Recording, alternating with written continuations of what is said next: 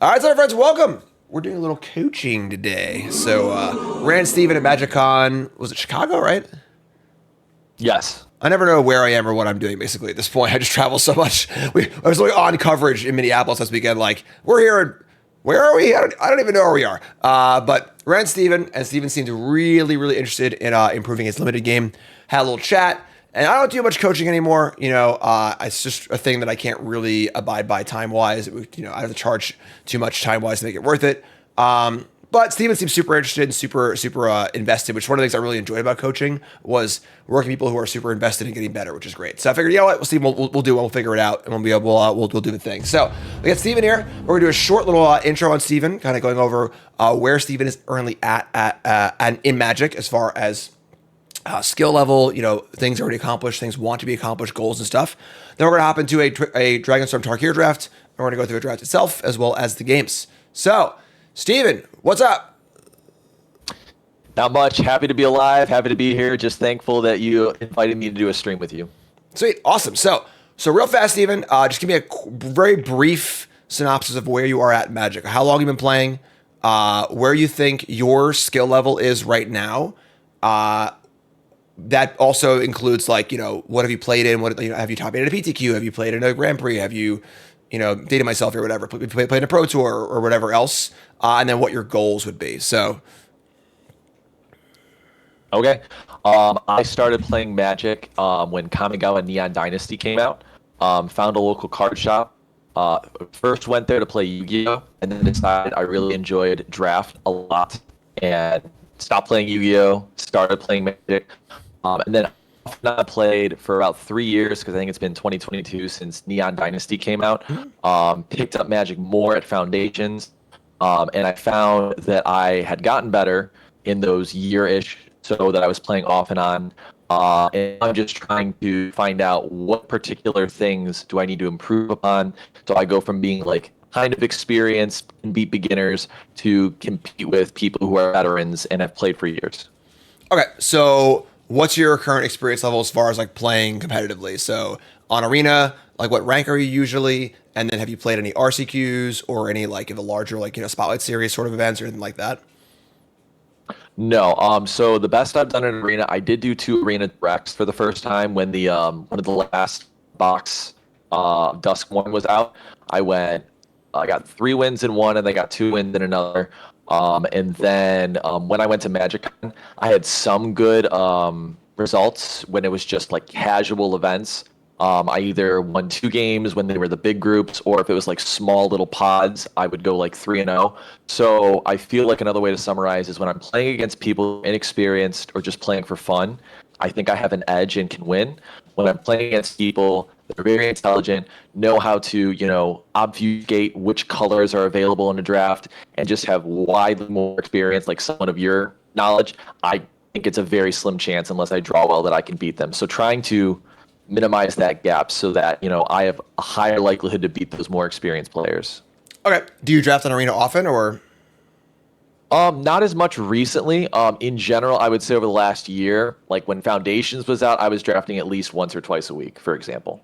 Okay. All right, cool. And then goals here are just to generally improve. Your goals to qualify for a regional championship, qualify for a pro tour at some point, or your goals to get mythic on Arena. What are your goals?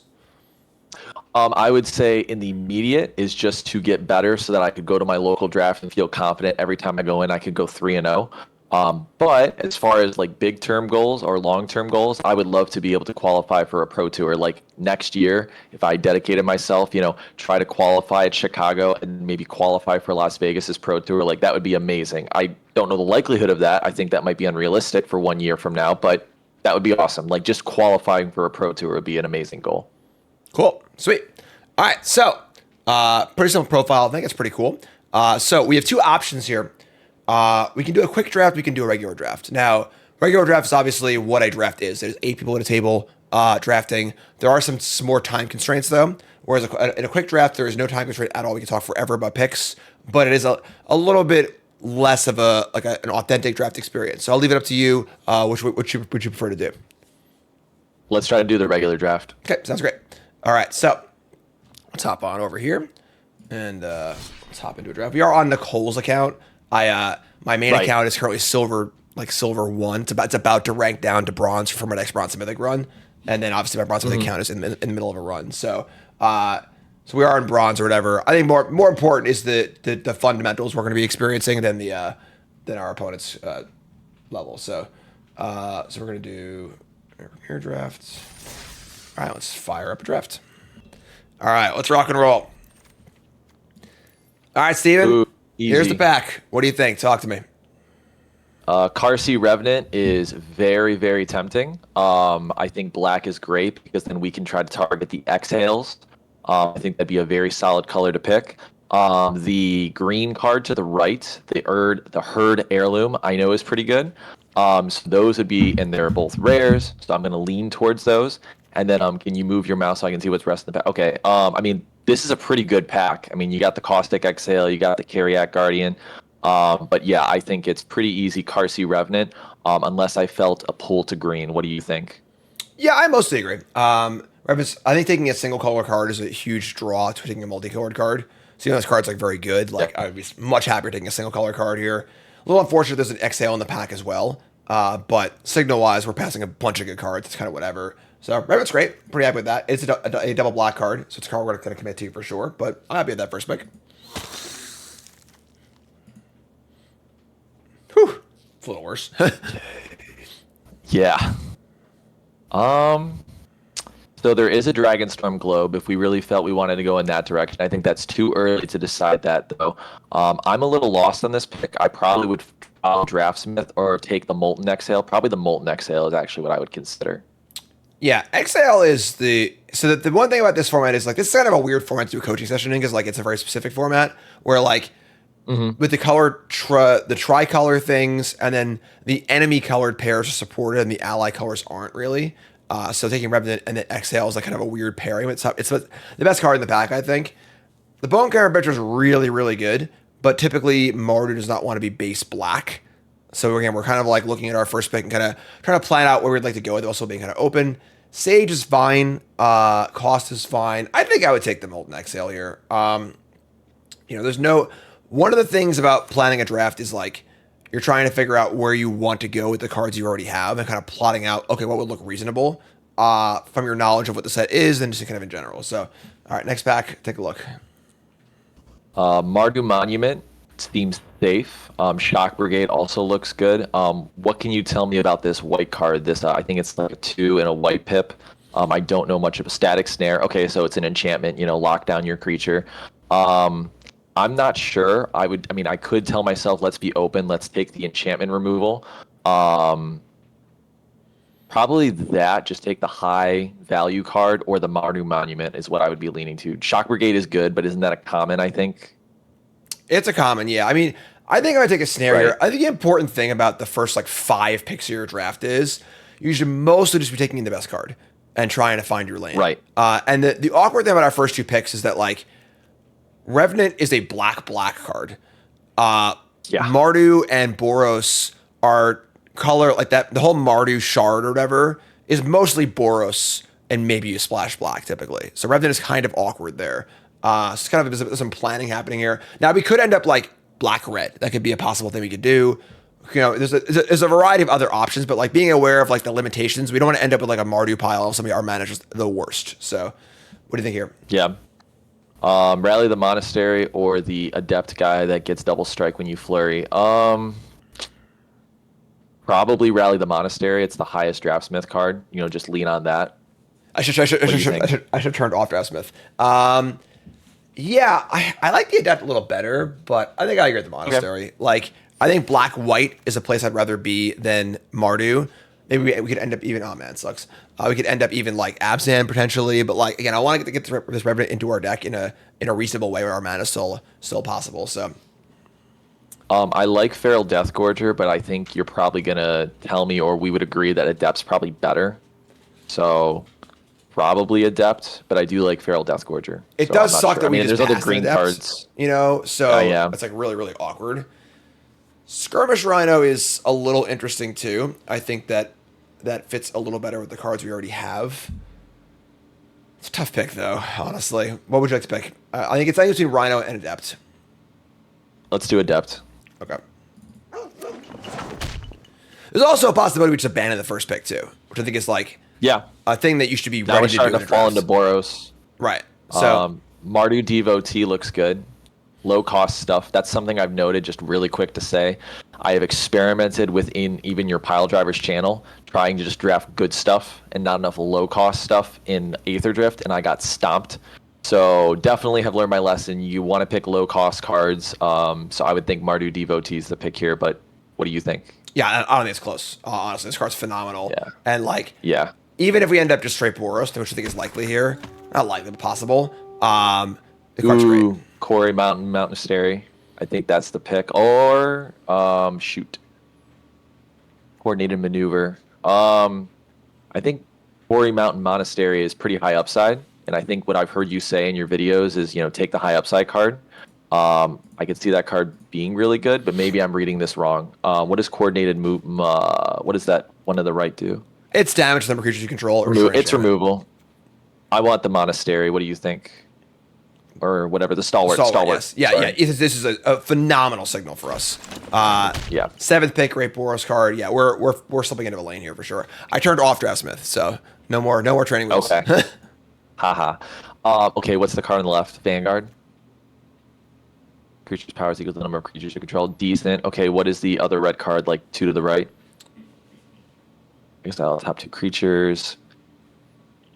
So one thing I have noted, we can maybe talk about this in deck construction. Let's pick maybe Feral Deathgorger, or we're just getting away from black. Maybe the Vanguard. Yeah, Vanguard's phenomenal. Vanguard's a very we've just gotten back-to-back extremely high value uncommons, which is great for us. So Gotcha. Probably out of this pack, the Exhale. this is weird. So this is a spot where Inspired Vanguard is also really good. Go ahead. Right. So the issue here is that we're pretty locked into Boros. I don't think we're playing black, but like taking in one of the Boros cards here is a mistake because they're both just kind of bad. So like it's Exhale or Vanguard just because on pure power level. We probably won't play them either way. Wow. Probably won't play them either way. But it's the most high value card. All right. What's going on here? What is that? That's the Death Toucher. All tokens have Death Touch. That just seems fantastic for what we're doing. That's probably worth splashing. Yeah, it's an interesting choice here. So I wish I had more time to talk about it. We'll take the Butcher. I think that splashing is a thing we shouldn't do. That's insane. We shouldn't do unless we are like, we really, really want to, or I'm sorry, we really, really have the mana. It works perfectly. Where the mana works out perfectly. Yep. We've got, we've got high value cards to splat. This is insane. All right, sorry. What do you want here? Probably Underfoot Underdogs just to get more tokens. What do you think? Just take the white card if you think that's better. Always a cheaper card. This card is better anyway, but like mana value is really, really important to keep your cards cheap. So it endures. It accomplishes the same goal with better upside. Right. Okay. So wow. Reviewing pack 1 here, we have all Boros cards. We have a Revenant, which probably can't play, an Exhale, and we have a Butcher. So that's where we're currently at. Going into pack 2, what do you see here? Quarry Mountain Monastery, and then that Mardu Enchantment. Both are appealing. Because, anything below that, unless it's great, I don't know if we need to take it yet. We want to take a high upside card. Probably Thunder of Unity. Well, Quarry Mountain Monastery, we are starting to get a lower mana cost curve. So I think Quarry Mountain Stalwart, I keep saying Monastery, that's the other thing. Stalwart looks good. What do you think? I think this is like, this choice right here defines the entire format. Where I think I want the Stalwart. I think that, yes. I think when you are a 2-color deck, you should try really hard not to splash. And splashing just has a decently high chance to just like ruin your deck, basically. Whereas having 2-color mana is pretty awesome. And that rare is quite good. We have no fixing yet at all, though. And Stalwart is also just great. So, right. What are you thinking here? The Mythic is interesting. We do have a decent number of like 2 cost and below power 2. I think we have at least 5 or 6 creatures that are power 2. So that might be worth throwing in as a bomb. And then what's to the right?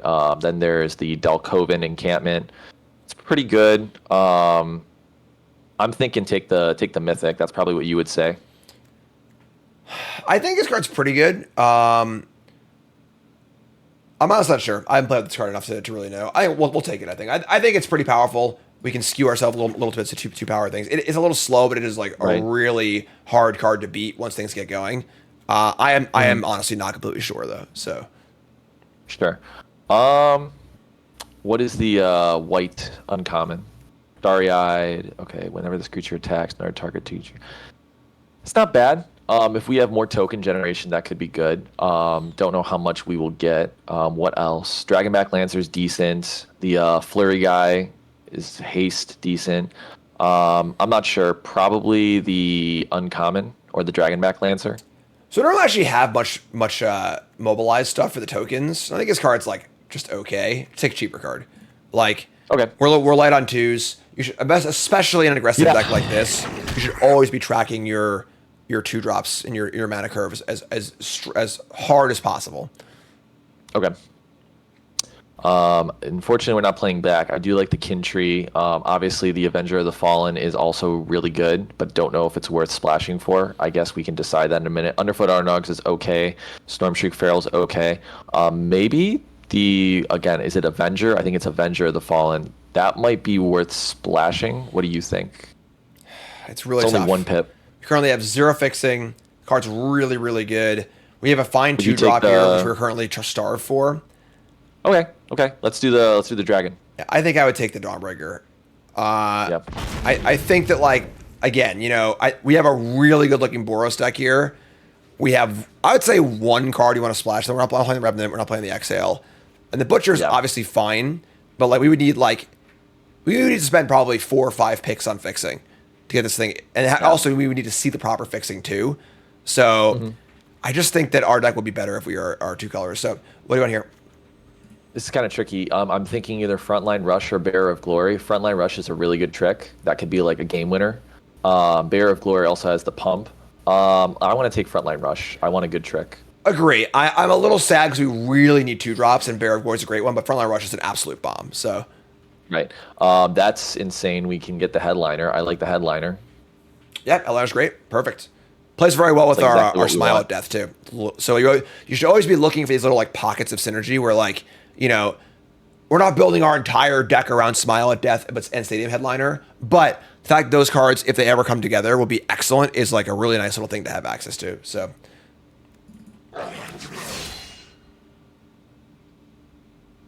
Mardu Monument seems decent, but we're maybe a little too aggro for needing it. Strike's another trick. I don't love any of these picks. What about the Storm, the one in the bottom left, the red mana? Enchantment Flash Creature, that's decent. Probably Mardu Monument. What do you think? I don't know, maybe a trick's better. Yeah, so we're at 17 playables. I kind of like the Strike better. I just don't think we're gonna play this. There's another Strike. Splashing, but Never it does punished. give us the option. We open some insane Mardu rare in pack 3. It's like it's a possibility. So we can take the Strike. Oh, is that the enchantment removal for 3 mana? I would assume the removal is better. Yeah, we've certainly gotten into the right lane here. Yes. Clearly and gotten into the right lane. Never punished. Yeah, I would say take the rare Mardu card. Yep. Thunder of Unity. Yeah, Seems I great. mean, so now I would say that splashing Thunder and Butcher seems reasonable. We now have a monument for it. We're still pretty far off doing it, but it is certainly there. Yeah, it's more possible now. Wild Ride or Coordinated Movement. Let's take Coordinated Movement. Yeah, it's not Maneuver. close. Yeah, this card's actually pretty good. Not great, but pretty good. We are definitely light on 2s, though, just to be aware of that. Maybe the red enchantment. None of these cards are play enough playable, so spells. it's whatever, yeah. Yeah, I mean, it doesn't matter. In a paper take the draft, underfoot. you would want to take the best card to cut it. In an arena draft, you want to take the card that's in your colors, just to give them a late card of a different color. So like maybe they play Kinchu's it. pretty good, but take the underfoot. And then that one. Yeah. And that one. This could possibly be. Not bad. I guess this is a little interesting though, because there are some things to consider here. The Exhale's not bad. Clarion Conqueror is good. I like the Tiger, but that's not really what we're doing necessarily. I don't know if that benefits us. We're not playing a lot of high mana stuff. So I'm thinking either the Exhale or the Clarion Conqueror. How many removal pieces do we have? Like 3 or 4? And we have Headliner, a Molten Exhale, a Detainment, Snare. It's like 4. I'm thinking probably the removal is better. But what do Interestingly you enough think? here, The exhale. I think the pick is actually a 2-drop. Interesting. Oh, we need more 2-drops. Right. These decks, Okay. like these aggro decks, are so reliant on 2-drops, just in general. Yeah. And we have like the Smile at Death. Thunder? Jeez. Karn is not happy. And like, it's a good solid 2-drop. It's so important to have 2-drops. So. This one's kind of interesting. So what would it be? What's the white black? Orzhov. The Orzhov card might work, especially because it's 2 power, so it kind of like synergizes with the Smile at Death. We do have another chance to pick up an Osseous Exhale because I know the Exhales are good. Not exactly sure though. There's no like obvious great like 2 cost or less. What would you take? I would take the Boltcaster. I think the Exhale does not work particularly well in an aggressive deck because like they've already blocked. We don't have any dragons in our deck. Fair. It's just like it's obviously an okay card. We have better removal than that. Just not really necessary, I don't think. All right. Shoot, not sure. Can you hover over the second card, the white one? Review this. I mean, that's a 1-drop. Seems pretty decent. Yeah, this card's great. I would honestly. lean towards that. I think you would probably play Savannah Lions in his deck anyway, and the ability is actually quite good. Yeah. And we're just looking for if we're looking for 2s, we're probably looking for 1s also. So pretty easy pick here. I think that cards like Marshal of the Lost and that 2/4 you were looking at earlier are exactly the kind of cards you don't want to splash. That's how you muck your deck up and just like have 5 black cards. Jesus, have like 5 black cards and like your mana's terrible, and you end up being really unhappy. Thunder of Unity seems very good. I like ye. Can you cast it? Well, Jeskai Devotee is not bad. Could end up getting buffed if we flurry. Practitioner. Okay, so I'm tempted to take the rare, but maybe there are better cards to take. So what about the Jeskai Devotee? That's where I'm at. Okay. Yeah, like at this point, it looks very unlikely we're splashing black. We have 3 more picks to see fixing. We are probably not going to see. The second Thunder is also worse than the first one. There's some diminishing returns there also. Chat saying Any reason to take Feral here over Mardu Devotee? I feel like Devotee is much better, but do we need any more high cost stuff, or are we happy to take more low cost stuff? You tell me. Mardu Devotee. Let's be safe. Love it. Yeah, this card is just excellent in every respect. You just don't really need high cost things in that much in these decks. Like realistically, like Got it. We already have a few, and our goal is just we'd rather double spell on turn 4 than play a 4-drop, basically. Yes. It does also help splash possibilities. Dragonfire. X. We could get another Jeskai Devotee. Now, are we starting to reach critical mass where we have like enough? So I'd probably take the Exhale. I think Dragonfire is much better. Okay. Again, too. It's cheaper. The flashback is relevant. It helps us double spell for our flurry stuff. It can go to the face in theory. Like it's just like a fine removal spell. And again, I think that the Exhale is just very, very awkward in this deck. Sure. Is there too many Mardu Devotees that we can get? Maybe not. I don't think there is a Probably number. the I mean, maybe like 4 or 5, but like. Is Effigy where we want to be? I've used Fleeting Effigy in drafts. Decent. I had it with the one that pings when something ETBs, ping your opponent for 1. It worked really well with that. Decent. I liked it in Kamigawa. Or the Blade. I'm thinking one of those two. I think it's Effigy. Yeah. I don't know if we're going to play it or not because we're pretty flush playables at this point. But I have been impressed with that card. It is pretty cool. Okay. No, I'm not sure. Again, I don't really think we're a Tiger deck. What's the Flurry thing do? Flurry Beyond Death? Or do we stick the Exhale? Yeah, this card's pretty. It's fine. Our deck is pretty done, so I'm not like these last 2 picks aren't that big of a deal. So doesn't really matter. Take the Underfoot or take the Crocodile. Don't really seize the opportunity. Doesn't really matter. Take the Lancer. Yeah, at this point, take the Sentinel. Okay.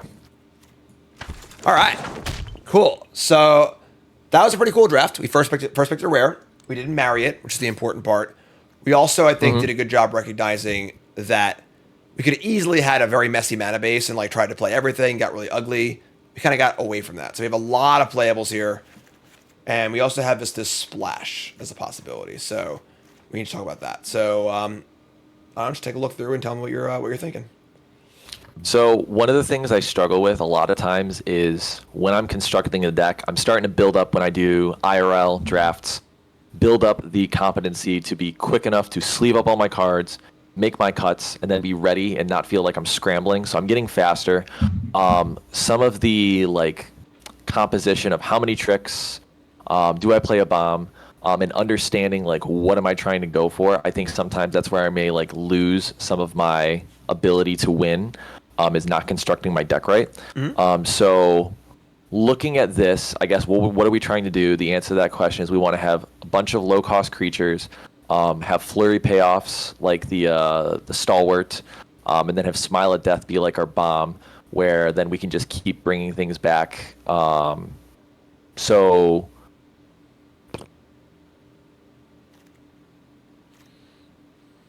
not sure what to cut. Do you mind actually? Can we like? I know you like to keep everything up. Can we like remove it all and then starting adding back like the best cards? Is that okay, or is that too slow? I think that's a good way to do it.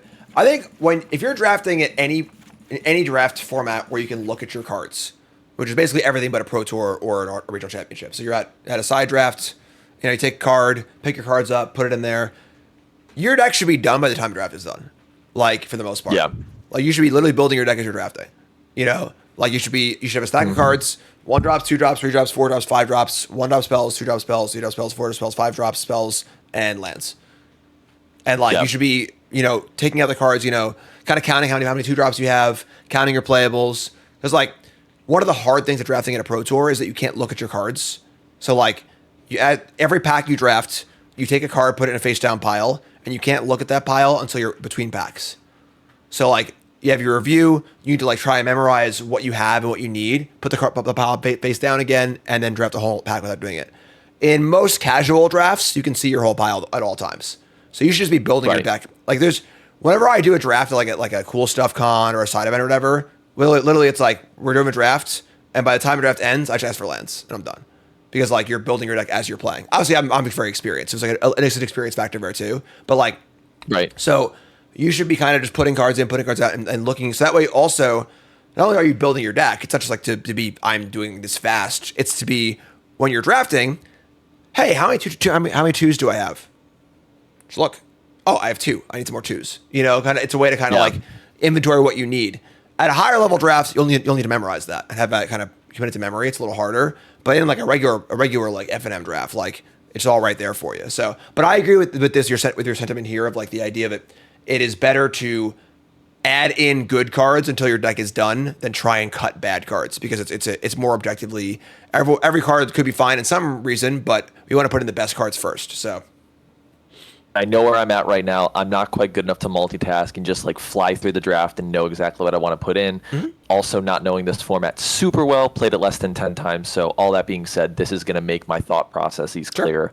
So my first instinct is to put in all the 1 drops and start with that. So put in the 3 Mardu Devotees, the Effigy, and then the headliner. Okay. I think that's a good place to start. And then we can start to add the bombs. I would say let's see if we can play Smile at Death. I think we want to try to play that. And then removal. So then the enchantment removal, and then the Molten Exhale. Do we have any other enchantment removal? Okay. We have the maneuver too, so. Okay. I then the next thing I'd want to put in is the Frontline Rush, and then the Stalwarts. Okay. So now what are your thoughts so far on these picks? I think it's very safe. We want to try to incorporate all these. This is kind of good stuff. Agree. Super safe. Your next stop is 2 drops, I think. I think with any aggressive deck, the most important spot in your entire deck is your 2 drops. You can have a deck that looks awesome with multiple Stalwarts, removal spells, yada, yada, yada. Have 2 drops, and your deck is actually kind of bad. So that's our.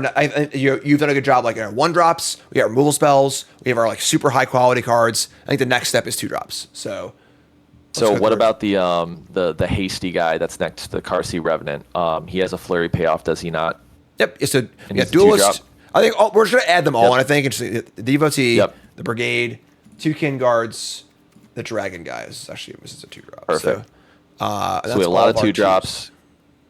Awesome number of 1 and 2-drops. That looks great. Yep. What are we up to? How many playables now? We're 21. So when you're playing on Arena 21, in best okay. of 1, 16 lands is the baseline. When you're playing in paper, it's 17 Right. lands. Okay. Good to know because I tend to do 16 recently. It's been fine in IRL, but There are okay. times you can do it Now- if your deck calls for it, but I think it would require Yeah. specific circumstances. Okay. What about the Adept? The I think he's 3 or 4 mana. Depth's great. Double strike. Okay. Then what else? So now we're getting to the point where it's like, do we want to splash the enchantment? Do we want to play? Because I don't think there's like an obvious, oh my god, this is a great card. So this would be where I might not know the best pick. Those white drop is sorry. Are the white mana cards any of those worth putting in? So we got the Lancer, we have the Death, and we have Rally. Rally's pretty good. Yeah, Rally's pretty great. Rally could have been included in like the good uncommon run, I think. So Right. It's just got so many options. It's very diverse. And then what would you? Because we only need one more card, right? So like yeah, I mean, could we might play make a card or two, but I think Vanguard is Right, also right. just like it's an exceptional uncommon. It's like very, very good. Yeah. So Yeah. this is 24. We still Yeah. have so at this point now, should we splash or no? What do you think? I mean, I like how tight this deck is right now. Like, I feel like many times in this draft, we're going to get a lot of good 1 and 2 drops that I'm very happy with. I'm curious if not curious. I'm concerned if we add like the enchantment, it might muck it up because we'd have to splash for black. And then all of a sudden, what could be really smooth, consistent hands is now going to have this enchantment that might just sit in our hand and not have anything black to play, mana-wise. We'd have to splash black too. So I really am tempted not to put it in. What do you think? Give me some guidance here. So the problem with the splash is it's at minimum 2 cards. If we're going to play Thunder, Right. we're going to play the Monument also. I think I would not play the Bone Karen Butcher. That means we're also playing a Swamp.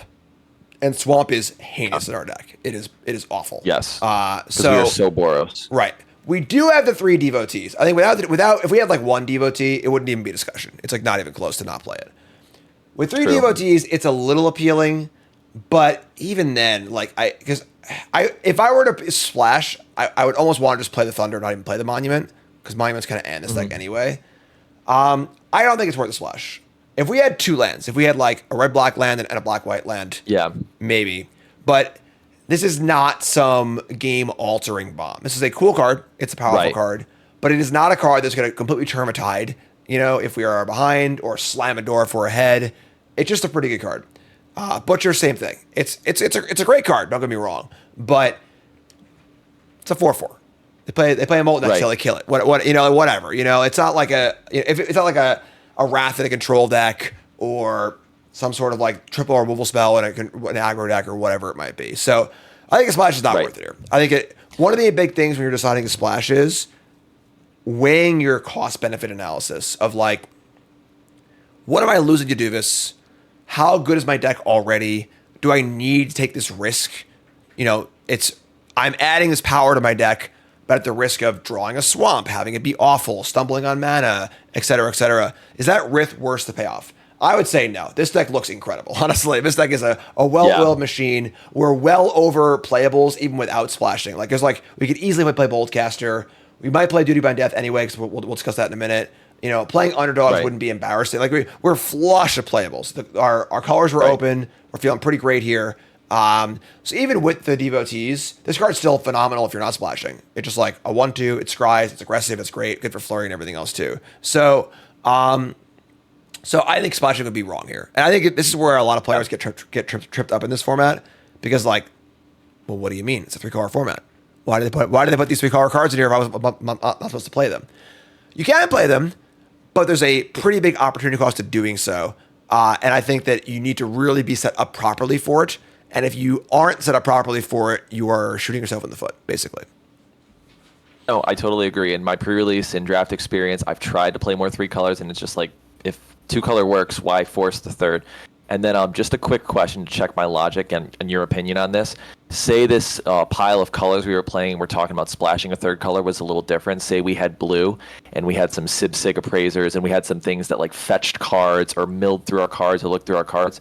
I think in that scenario, wouldn't it make a little more sense to consider a third color? We really don't have anything that like can ensure that we get the Mardu Devotee or look through enough cards to ensure we get our splashing. So I think also because of that, that's also not a reason to play a third color. I think that is partially true. I think an Okay. aspect you might be missing here is that it's not just about the deck's ability to put together the colors. It's also about the functionality of a deck, right? So why do you splash a card in general? I mean, like I guess in this format, this is a 3-color format. It's 3-color cards. Why you splash it? But let's just imagine we're playing Foundations, right? So there are no multicolor cards at all. Why would you splash a card? I'm a red-white deck, and I have this black card I want to splash. What kind of card would I want to splash in my deck? Or why would you splash a card in general?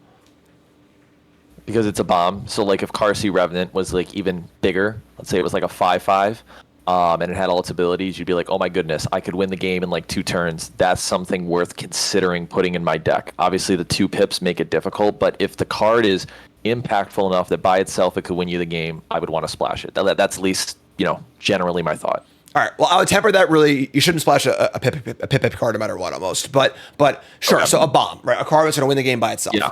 What other reasons would you want to splash?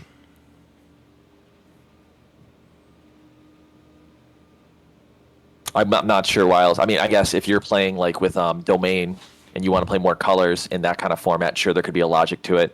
But I mean, literally all that comes to mind is there is a bomb. Is it worth playing? If it is, how can I splash this? Would be my logic. I'm not sure why else I'd want to play a third color. Would you splash for removal? If I'm desperate for removal, and I don't know if I do it for one removal card, but let's say, like, for example, different scenario, we saw so many Caustic Exhales and we didn't see any other removal. Okay, I got 3-4 Caustic Exhales, but I don't have anything else really in black. Now it might be worth playing black. I could see that scenario. Okay, so those are the 2 main reasons why you splash, right? For raw power, I have this bomb. This bomb's going to help me win the game.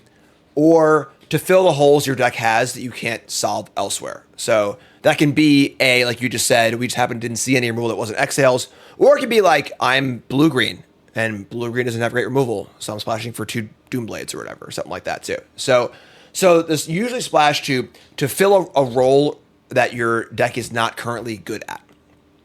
In the bomb scenario, we're splashing a bomb because it helps us win the game. Is this deck going to have trouble winning the game? Right. So I think this deck I don't think so. The way this deck is constructed, this is obviously a pretty linear aggro deck.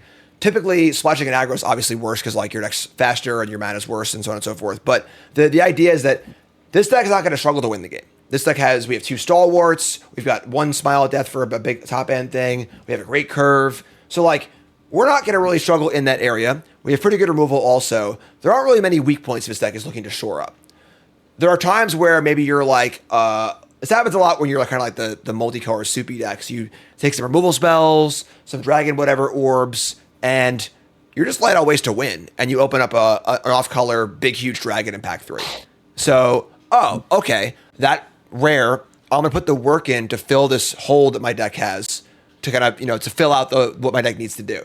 But this deck doesn't need that. So we don't really need power level. We don't really need removal. This deck functions fine without this card kind of thing. So we don't even need it. So whenever you're thinking of splashing, you should be thinking about what is the splash adding to your deck? What role is it filling that your deck already can't fulfill based on the cards you already have? Is it worth it? Obviously, you do this in the draft too, because if you are going to splash, you just spend picks on fixing and so on and so forth. But kind of think about it in that not just in the binary, like this is a good card, I should splash it. It's more so, what does this card do for my deck that my deck can't already do? And is this card going to make my deck more than the sum of its parts, or is it going to cause more problems than it's worth?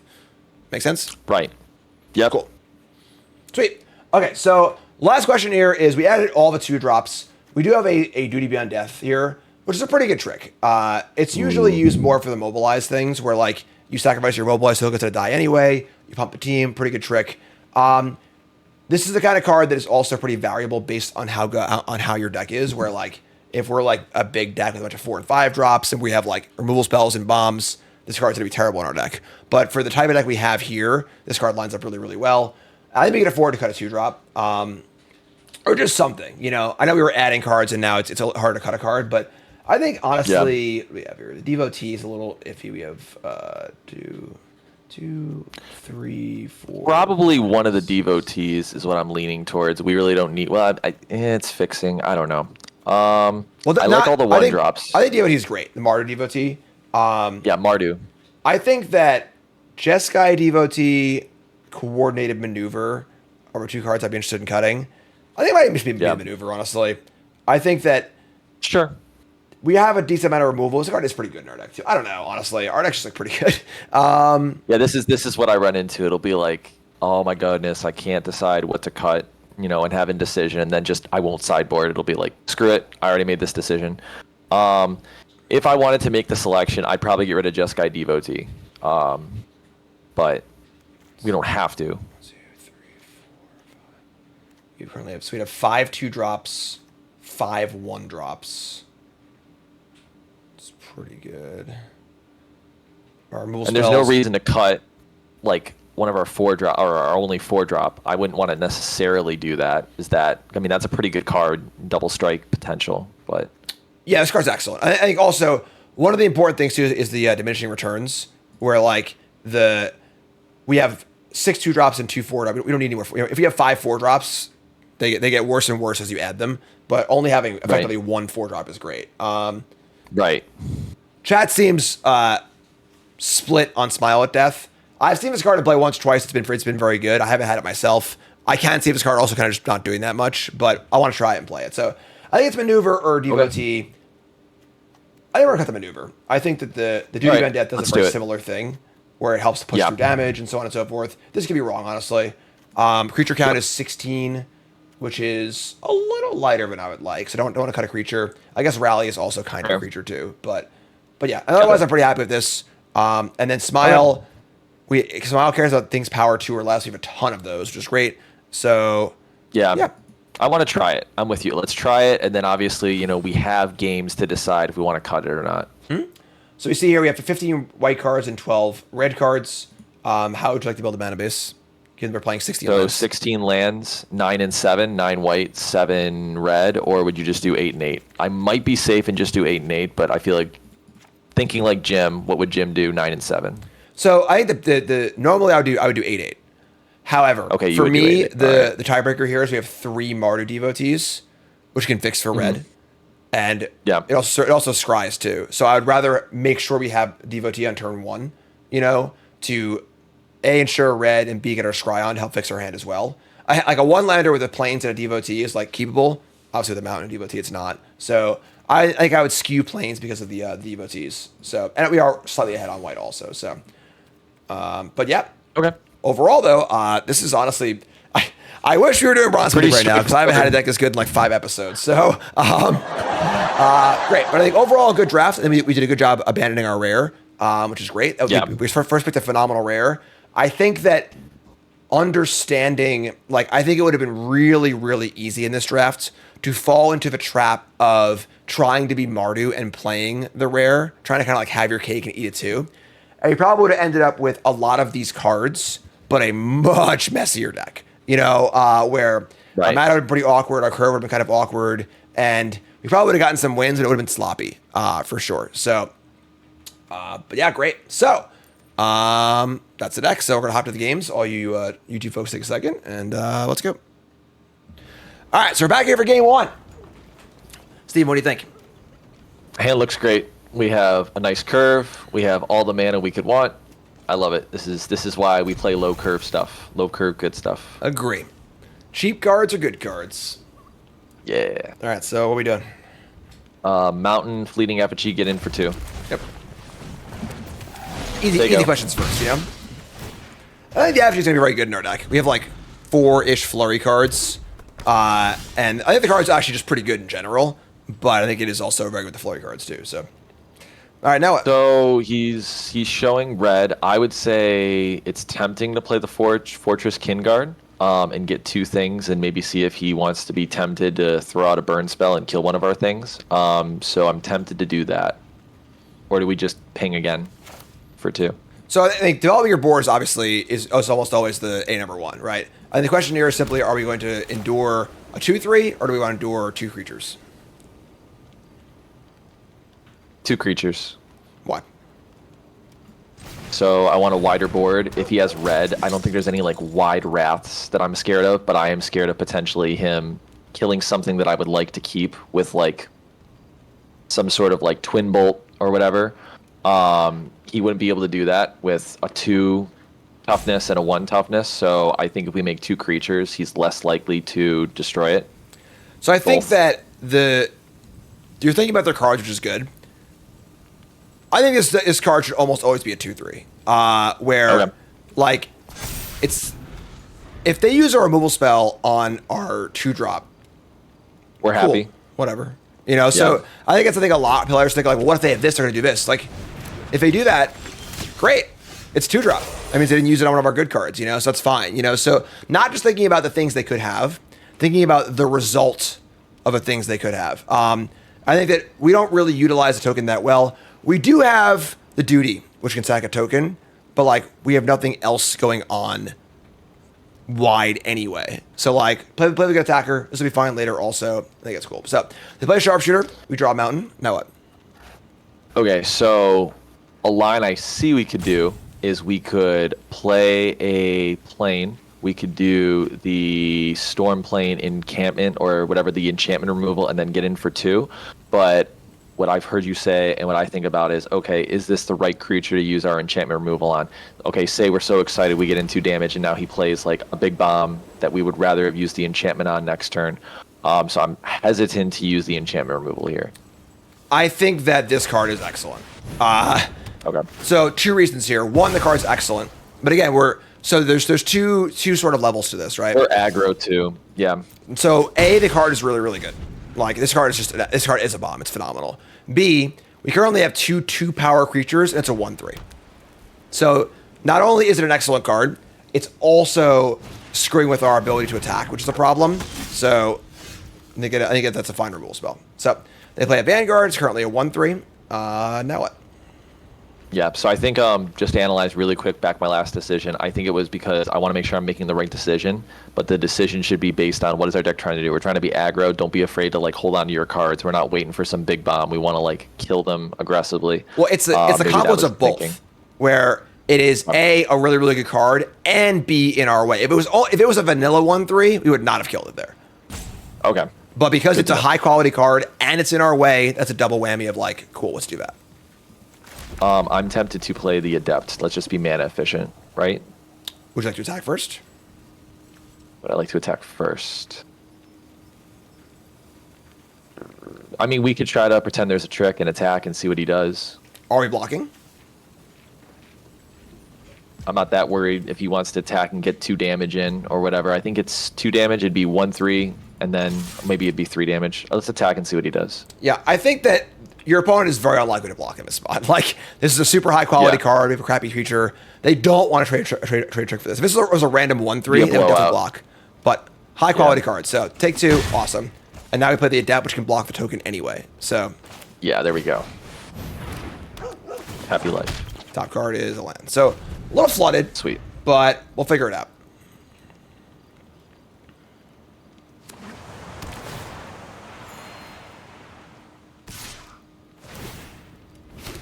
All right, so now always the fun spot. They attack. They have a 2/3, a 1/1, 5 cards, and 3 mana. What do I do here? So they could be threatening to have that like +3/+0 pump trick. That would kind of suck to lose the Adept. I don't think I'm scared. I mean, the token's likely, unless they don't have any way to play Zergo. I'm not really scared of the token. I'm not really scared of the damage. I don't want to lose our Adept, so I'm not really afraid to take the damage. Just let it come through. It's an annoying spot because like they would probably attack either way, but I think I agree. It's 1 damage. I think we're on the front foot, and our life is not really a concern. We should take the damage here. And we don't just have endless creatures in our hands, so I'd rather not get rid of it. And that's actually a really, really good conclusion to draw, because like it's not always about, like we were saying, just about the cards themselves. How does it affect the game? And we are a little threat light right now, so I agree with like that's a good thing to realize. So cool. We draw Duelist. So now what? I see a nice attacking turn coming up, so we could wait to play a land. Don't think there's any rush to play a land. Play Devoted Duelist, play Fleeting Effigy, get our Flurry going on with 2 of the cards, and then swing. All right, so why are we not playing the land? Balancing the range. There's no... I mean, we could, but make them think that there's not a land in our hand until we play it. I don't know. Well, it's face up, but because of the exile. Oh, it's face up. Yeah, but okay, B, okay. We also have a spell to cast. So, like, I think that Magic players get caught up being a little tricky sometimes. Don't worry about it. It's fine. When they want to kind of be tricky and like, but it's always about like thinking about the reasoning. Well, it's very, very simple. Why am I doing the thing that I'm doing? Oh, well, I have a trick. It's cost 2. I should play the land, but, and so on and so forth. So I agree. This is a phenomenal turn for us. Play the effigy, move to combat. We've flurried up. So everything's coming in here. This is a huge attack. This is great. Leroy. So now they could have a trick here, right? They have an exhale, but we have our own trick too. This is great. I probably should discuss a little more the fact that they had mana up. So if your opponent's got 3 mana up and 5 cards in it, they probably have a trick. The exhale was the trick that would have killed our guy if it blocked. So cool. Because one of the important things about playing around cards in Limited is that it's hard to ever know exactly what card it is. It's easy to say it's something, though. So when they attack with that token, it could have been nothing. But it was a pretty wide range of cards that would have been bad for us there. We were thinking about the +3/+0. This is the 5 damage spell, sure. So they're going to target the adept here. What would you like to do? So we could use our trick and sacrifice the adept so that it gets wasted, the spell, and then we pump everything else. Okay, so we could sack the adept and pump the rest of the team. Or we could sack something else and pump this. I'm sorry, our rope's going here. Isn't it deals 5 damage, so it would be 5 top. It's also indestructible. Still die. I'm sorry, we're still playing. Oh, it's indestructible. Right, it's okay, indestructible I too. see. So now we have to deal with double strike also. So we get 3 and then 3 and then 1 afterward too. So I think that I would have liked to think about it a little more, honestly, which way I wanted to do it. But if we put a counter on the effigy, it bounces to our hand anyway. So I think this is correct. I think this is a good way to put it. So it grows our board too. I assume I would have read the card again before I activated it in my hand. I would have read again, oh, it's indestructible, and then I would have made the same decision. So I think we would have ended in the same place. Right, and there is a lot of time pressure to like trying to coach. Like when I used to coach full time, we would time out like a third of our matches. So it just it's fine. So draw a dragon. They're at 2, and now what? Play the dragon and go. Yeah, so +3/+0. Where do you want it?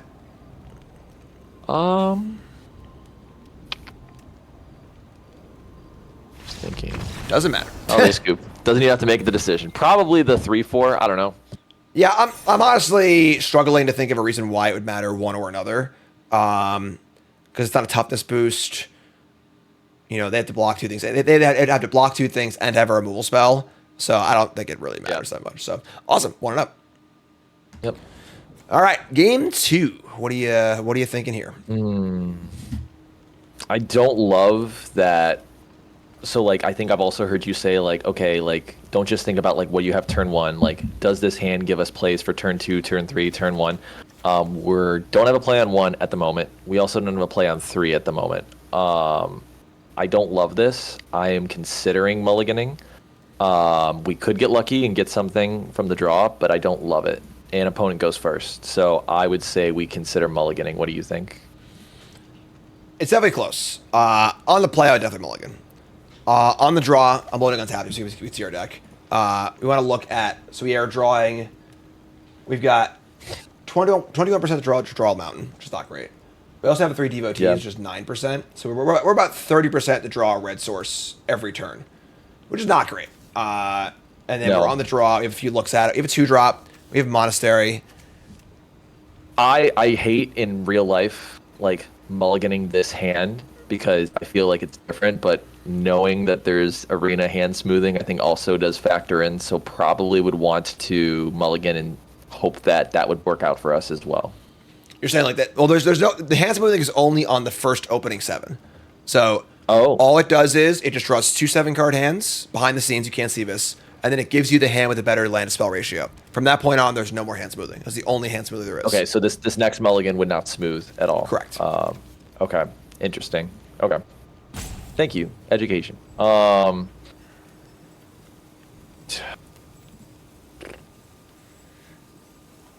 think that what this comes down to is that like I think if our deck Let's was keep. bad, I'd want to keep. We have a lot of good cards in our hand, just like Okay. whatever. Our deck's quite good. Let's just not get screwed. You know, it's Okay, really fine. close, Let's do honestly. it. I think like Seth keeps his hand, Reed mulligans his hand, you know, kind of thing. But and they're devotees. So. All right, that's better. All right. So what's about? Oh Happy shit. life. We're gonna keep our. Oh fuck. Great. Sorry. That's good. They just bottom a card randomly for you. All right, that's fine. Sure. I would have bottomed a one drop, but that's cool. We'll work with it. We do have a lot of scries here, so It discarded our land. That's quite unfortunate. but we yeah. can get Thanks, another one. thanks, Okay. Arena. All right. So we see our cards here are Plains and Shock Brigade. Thoughts? I want another land. Plains for sure. Shock Brigade. So, Shock Brigade. I mean, it's a 2-drop.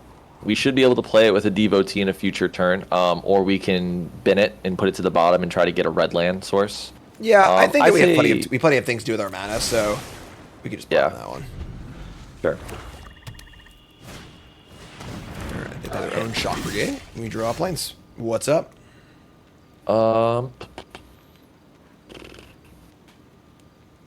The only reason to play the headliner right now, potentially as a threat. I mean, it might get a removal out of them.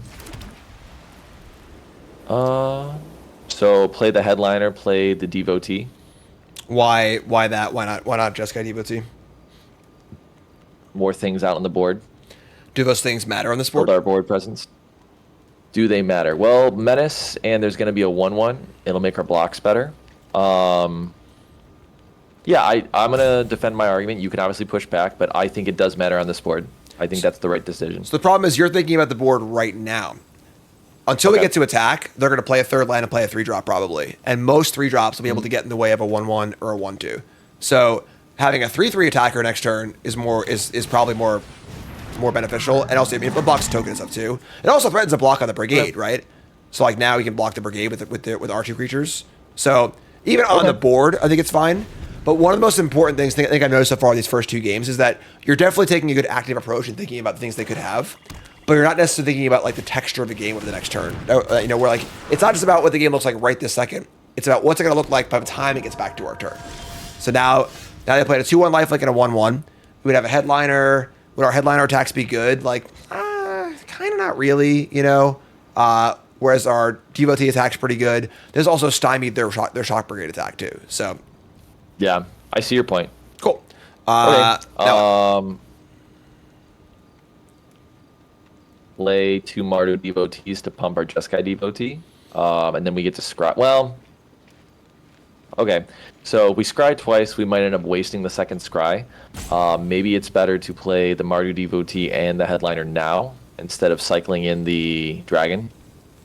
agree. Yeah, I think that playing now we actively want the scry for our next land drop, and like Yeah. put your buys in play, double spell, attack with a 3/3, all feels pretty good. All right, so mountain. What do you want? It's a little tempting to leave both mountains, but I think put one mountain to the bottom and leave one on top, Agree. Don't and want to then play headliner. headliner. We're gonna flurry and we're gonna attack. Yep. I think that unless you really need the land, topping lands is typically not a great place to be. All right, so they block with the brigade and the nurturer. I don't really want to leave their lifelinker alive, but mobilizing. Don't think about it Maybe get a in relative value to Get these rid of the- cards. Think about it in relative value to the board, right? What's better on a board of a 1/2, a 1/2, and a 1/1? A 1/3 or a 2/1? We want to get rid of the 1/3, so Yep. because it's 3 toughness. Yep, exactly. So, because they can't really attack with their guy anyway, so. Yeah.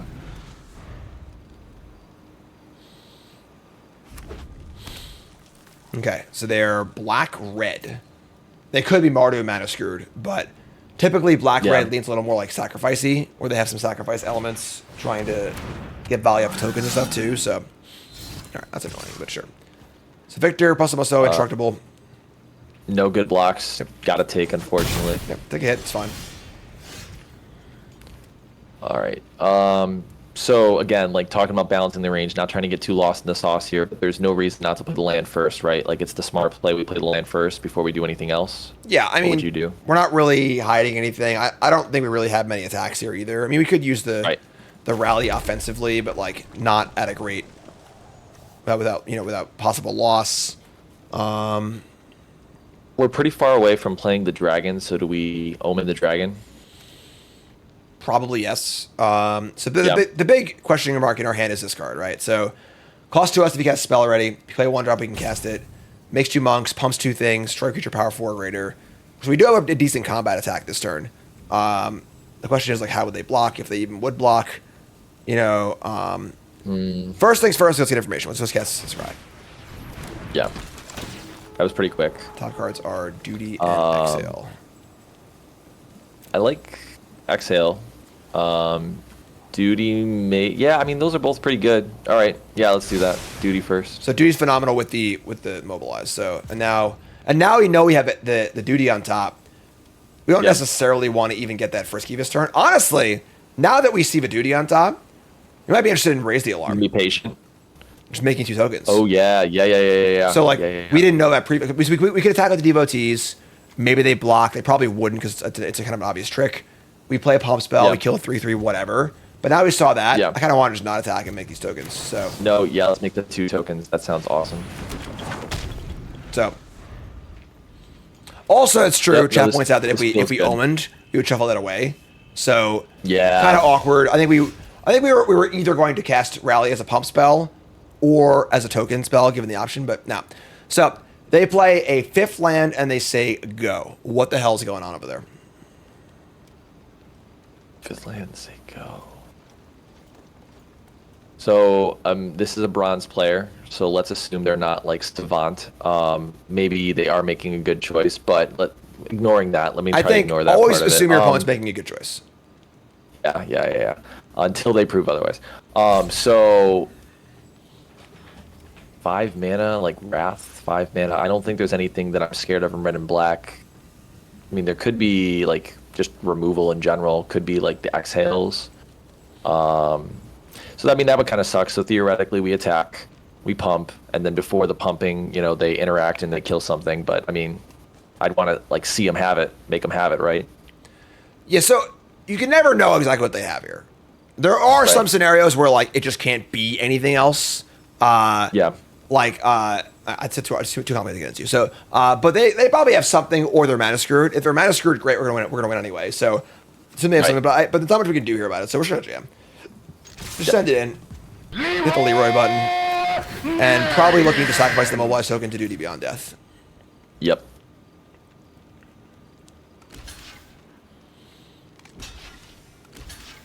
Okay, so these blocks look pretty good for us. Again, we might lose something here on the exchange, but overall, this is looking to be very good for us. So we'll sack this thing, and we can see how this is this is the upper range of this card. This card can be very, very good in these decks. So they didn't have anything, and we just blew them out. We killed all of our crap, dealt a bunch of damage, and now also all of our things are monstrously huge, and we have a kill spell on top too. So they found their white. Is good. And they're gonna attack. That's kind of sketchy. So what do they have? What are they gonna play? Is there a Wrath of these colors? Something big. Yeah. Okay. Still not that scary. Okay. Worthy cost. Yeah, so they the have answer removal. was they had awkward removal spells in hand that they A, couldn't cast, or B, couldn't use profitably. That's fine. Yeah. And again, it's really, really important. I'm just going to cast a spell attack while I'm talking, but yes. It's really, really important. You seem to have a good idea of like trying to think about what your opponent has. I don't think you're going about it in necessarily the entirely correct way, where you're thinking a little bit too much in a vacuum and a little bit less on what they're actually doing and like what their next turn could look like. But that whole process comes down to kind of like a checklist, right? Where it's like, okay, they said go with 5 mana up with 3 cards in hand. What's going on here? What could it be? And you kind of like make a mental checklist of like, okay, maybe these are removal spells, maybe they're mana screwed. Then last turn they play a Plains, they play a white card, and they play our removal spell that's very conditional. That checks off a lot of those boxes, right? So now we're less in the dark because we answered a lot of those questions, right? Of the cards they had in their hand, these were 2 of them. Now we're a little less sure what's going on here because they played another land, they didn't do anything else. But it doesn't need to be something, right? A few turns ago, when they had 4 cards in hand, they couldn't just have nothing. It's just extremely unlikely. And if it is nothing, we're going to win anyway. Now they've unloaded a little bit here, and more exhale, swing for the win. Yeah, they've unloaded a little bit here. Come on, don't time me out here. Sure, they've unloaded a bit. Now it is less clear they have something. They could still have something, but it's more likely they just have nothing, kind of thing. So that makes sense. I agree. So you're kind of like making this checklist, and as you check things off, it might not be the exact thing you were looking for, but that makes sense. That there was a mystery last turn, and the card they played was a reasonable answer to that mystery. Check it off, kind of thing. And then you go through, and then you're like, okay, well now it feels like they're kind of out. They could still have something, but nothing they've done, like nothing they did last turn. They played an extra swamp and said go. Nothing about that turn says they have something. They could or they could not. Right. We don't really have the information for it, but it kind of feels like they're out. And you obviously see that. You see that in limited that manifests where a lot of times we'll have a bomb rare dragon, right? And we can just jam it on turn 5, but they have 6 cards in their hand. We don't want to do that because we want to try and exhaust the resources, play a game, make some trades happen, and then this point in the game hits. Obviously, in this game in particular, we're way ahead, whatever. But then you play your rare because you have the feeling that they've exhausted their removal spells. And that's what really good players do. Really good players will often not have their rare killed by a removal spell. That's why good players look luckier than more average players, because it feels like, man, they always have this rare and they always come with it. It's like, yeah, they spent 5 turns crafting a game state where it would come into play safely and win the game, kind of thing too. So that all makes sense? Yeah. No, it does. So to summarize that interaction with looking at what they had in their hand again, we could both, if we're both individually playing and looking at the situation, analyze what could it be, do a quick checklist, evaluate how good our attack is. And again, I think the conclusion was the attack feels very good. It's not like necessarily worried about a blowout. Make them have it, and then pay attention to the next turn. Is the mystery solved? And then that's how we can evaluate moving forward.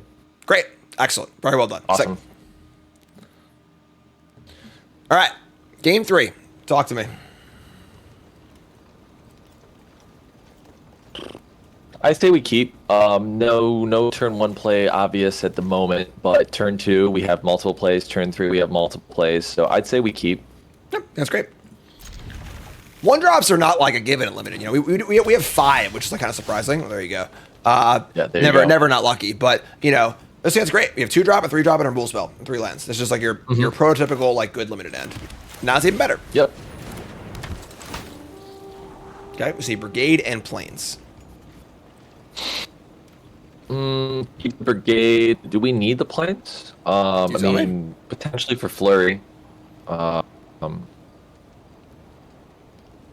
I'd say keep the planes on top because then it opens up Flurry possibilities.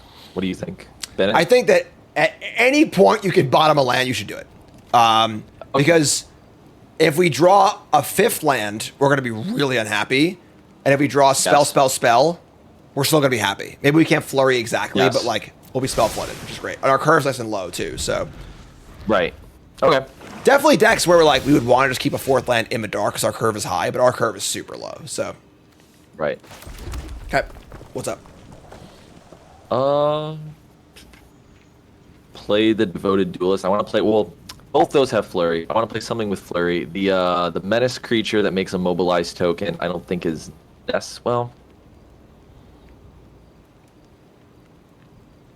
So I guess I'm thinking how could the mobilized menace creature work out? If they play only 1 creature, we could still technically attack with it. That's fun.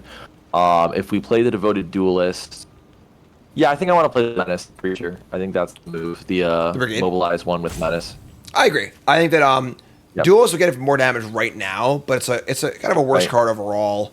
They have 2 mana up. They can have an exhale or something like that. I think we're pretty happy if they kill this. And they probably will try and kill this and make way for the Vanguard. Yeah. So attack for 1. That's fine. That was a pretty fast priority pass. Obviously, on Arena, you get these priority queues where they didn't seem to get priority, so they probably would have a removal spell, but it's fine. So I try to not focus too hard on that because it's not a thing in paper. So right. I feel like that play, granted, it was very quick and just methodical with you, but not playing the creature before you attack, I think made sense there, just to give them that littlest thought of we could pump our creature. Well, it's also it's not that. It's just if they have a kill spell, they have less information to work off of deciding if they want to kill the devotee. They probably won't, but still, it's just good practice, All right, let's draw land. Yep. So it'd have been super sad drawing land over the next 2 turns. Yeah. Is it probably not worth using the enchantment removal yet. We could play Zergo's Vanguard and then see if we can remove out of them. So why not kill spell here when we have a pretty good attack? Again, just thinking about what else could they have. I mean, they have 1, 2, 3, 4, 5 cards in hand. They could play something that's like a 5 mana, like Prom. They could play like something good. I think that card's pretty good. We are an aggro deck, so maybe the move is because we're an aggro deck, we remove it, we swing in, and say go. No, so I think your initial reaction was correct. I tricked you. This card sucks. You know, once it's already in play, it's just a 3/3. Yeah. There's no real relevance to the game. Right. We have a small attack here, which is fine. You know, they're under the threat of like if we have a trick here. We thought so long they're gonna block anyway, which is fine. So, and then we just jam Vanguard. Our curve is great. Yep. We can double spell next turn. Unfortunately, in an awkward order because the second red would come from the Devotee, so like we couldn't flurry this, but we have a kill spell. I'm sorry, we have visited a Devotee, so Devotees everywhere. Man is free. But yeah, this is fine. Vanguard's pretty great. If we're threatening for an attack for like 8 with the Vanguard, then maybe we use third rule spell, but there's a better card anyway, so. Yeah. Okay, so draw Devotee, and now what? Let's Stormplane, whatever that Stormplaned enchantment, their Karu Goldkeeper. I'm tempted to do that immediately, but maybe there's a better move. Maybe we play the Mardu Devotee, Scry, and then play one of the other 2 cards. So I think that we need to think about what's the game going to look like if we do this for our attacks and then for their next turn also. So if they play another large creature, we're kind of out. And then are we okay trading Vanguard for the 3/3? If we kill this, are we going to attack? There's a good number of variables here. Which I'm also getting through. Right. I would think in general, if I was playing a slower deck, I'd want to be more patient. I've seen you do that. You've been on stream, you're like, let's see what they play. Let's see how this pans out. But because we're an aggro deck, I'm wondering if we should approach it differently. I'm going to make the play because I'm sorry. So okay. I think we should wait. Nope. I don't think that we're... Yeah. The attack we're pushing through is not that great. We'd be trading Vanguard for the 3/3, getting in for a few points of damage, and blowing our removal spell on a mid-level creature. I don't think it's worth it. Yeah. We can just chill, find a better spot. Yep. Next turn we have double flurry off of the Devotee and the Demon anyway. It's possible they attack. Or just chill. Right. You know? I think we had a second removal piece. It'd be fine to remove the Gold Keeper, but because we only have 1, be patient. Agree. It'd be a Taval deck. So, not ideal. All right. It's what it is. And they decline to attack. So... Yeah. They're playing kind of smart, feels like. They're just happy to leave their cards in hand. They're not being reckless. What to do? I want to play the Mardu Devotee to scry and see what else we could be drawing. So I think that's smart to do first. I think we keep the Fortress Kinguard because the card is better than mana right now.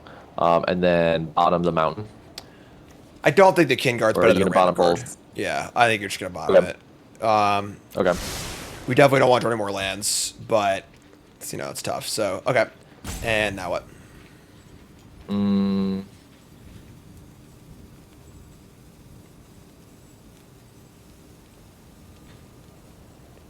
We could Stormplane and then pump things with Flurry and then attack, but I don't know if that was the move. So I'm tempted to do that. Talk me out of it. Tell me that's wrong. I think I agree. I don't love it. They missed the land drop last turn also, so they're left. Right. So that means that puts a little more pressure on us because they missed the land drop. What does that mean? Right, it means they could have cards to play.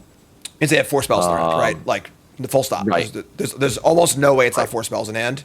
So the game's only going to get worse for us once they find that land. So we can apply some pressure now while they don't have it. So correct. As the game goes on, this is going to get worse. We also get to exile this thing too, which is kind of cool, so they can't renew.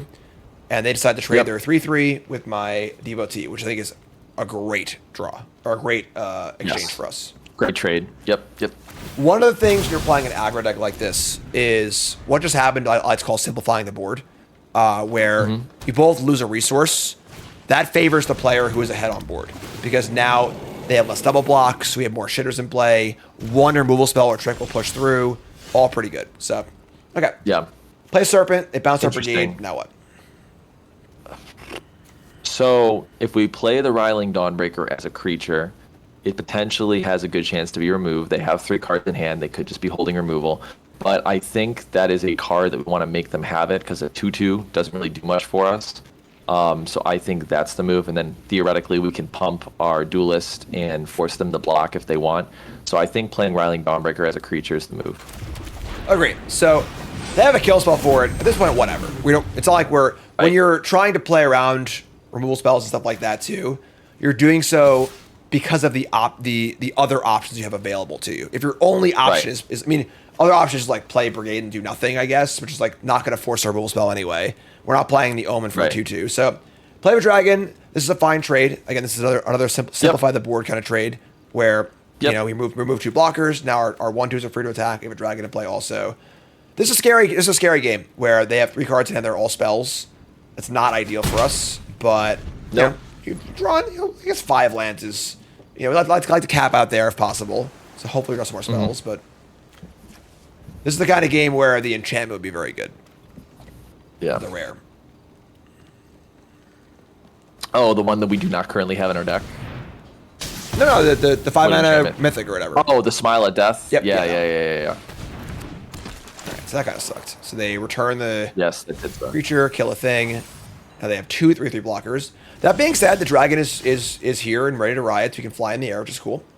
I guess it didn't matter. We bottomed the Fortress Kinguard. Still gave it to us. Fun. Yep. Scribog, etc., etc. Yeah. Definitely just attack with the Riling Dragon. Yep. And then play. There's nothing that is flurry right now, so it's just a question of do we want to play both. I mean, they know what we have as the Shock Brigade, so I would say it makes sense to play that. And then, is there any reason to hold the Fortress Kinguard and make them think things? I'm tempted to. What would make them nervous, right? I mean, no?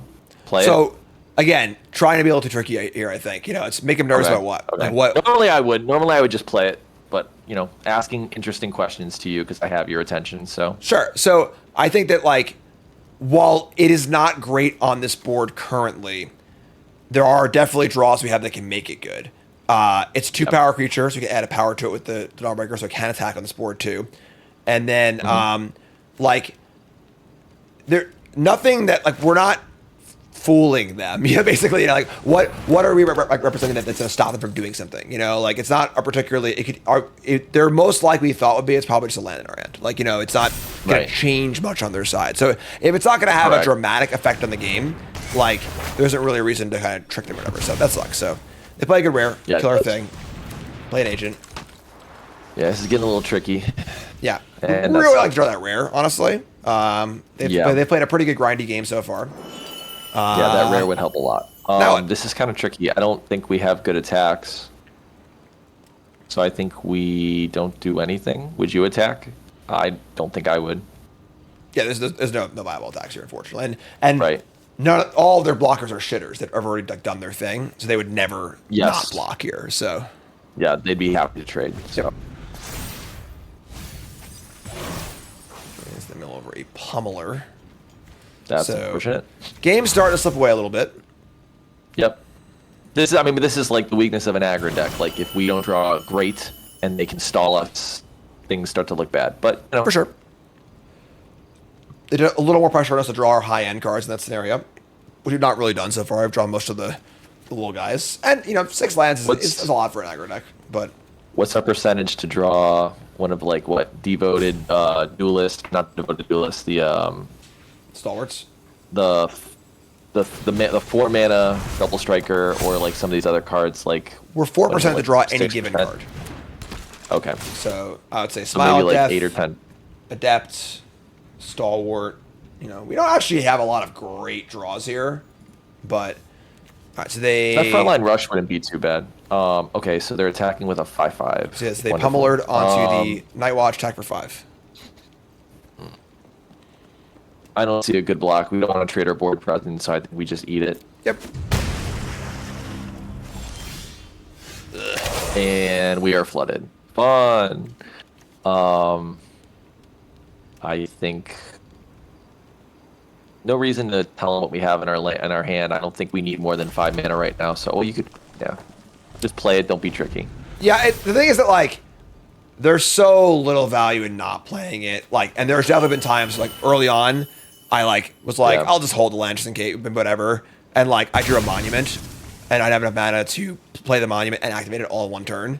So I just couldn't think of a card in my deck that cost 8 mana or whatever in my Mardu deck. Yeah. And I was just like, Then again, I should just play the land. And like you gain so little, and like those things happen, these aren't really worth the risk. So, all right, so they're gonna bring back their Tigum, Master Opportunist. We're gonna play a Storm Brewer. Yeah, their deck looks pretty. This pretty is decent. yeah, this is not looking good. All right, so yeah, they're in for a chunk. Do we want to block? Shoot.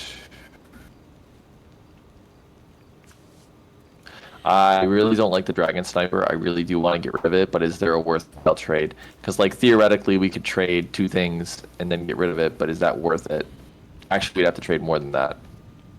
Yeah, with that should be a disaster. So Yeah, okay. I think we just take the damage. Do we block the 5-drop with one of our 1/2s? I agree. Chump blocking here is a losing proposition. So we're probably cooked, Okay. but All right.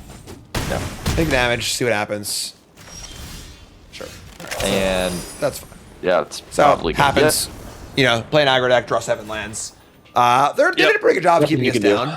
We definitely didn't really draw a lot of our top endy stuff that game. So like it just happens, Mm-hmm. Yeah. So take a look at his hand here. What do you think?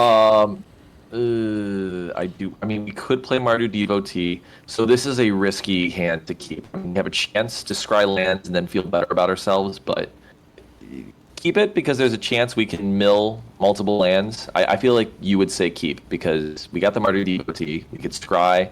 We got a chance to look at 3 cards. I say we keep. What do you think?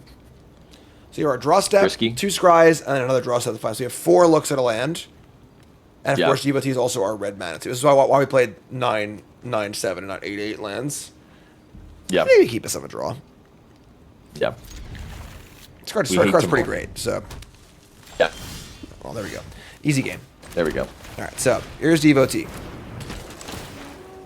We see Headliner and Descendant of Storms. Pretty nice. I don't really want to ban either of those. I think that's great. What do you think? So Do you want a red if we source? keep these, we are not drawing a land for a long time. We currently Bin have one of them. Maybe two bin 2-drops. the headliner. What's up? Bin the headliner, or bottom the headliner and leave the descendant on top. I would do the opposite, actually. Or bottom both. I think Headliner's a better card. Interesting. We also have Duty Beyond Death Okay. for the token. So Okay. I think I want to do this. Noting Okay. that, like, if they do kill our Devotee, we get boned pretty hard. But I think, like, Yeah. they just wouldn't do that normally, and us topping a card makes it look like we're not mana screwed. They have no idea we're mana screwed, like, on red. So Correct. keep this. I think our next play is to play Jeskai Devotee, which gives us even more insurance on red, and then go from there. Yes. Yes. Oh no. No. How did they know, Jim? How did they know? Well, I mean, sure, I guess. It was a shock. I don't think they would have played the 4 damage spell on it, for example. But shock has They a much might not have smaller many spread other of things to plays. kill. But, They just didn't do anything for 2 turns, so maybe that was like their only good play. Yeah, they probably just so what conclusion can you draw from what just happened? They used a removal spell on our small crappy creature. They played no 2-drop and then no 3-drop. Yeah, that they're probably flooded. That's a I think reasonable assumption. Or if not flooded, they have big bomb, big expensive creatures that they can't play. So I think also Or removal. more likely if they are Boros, they should have a very low curve. They have a lot of removal spells, right? Because A, they have things they can't cast, and B, they were fine using a kill spell on a 1/2. So like, Okay. usually you would do that because you're flooded on removal. So, all right, so we Got see it. No, land thank and you for stalwart. That's all pointing pretty that good. Yep. I Problem- want to keep both. Yeah, problem here again is Well, if they it's do kill the Devotee again, we're still locked out. But I think this is fine. All right, We risk it for the biscuit. This is a better card, so hopefully they kill this one instead. Yeah. We also topped twice, so like in theory we should not be mana screwed. So sure. So don't play a land if they go. That's shocking.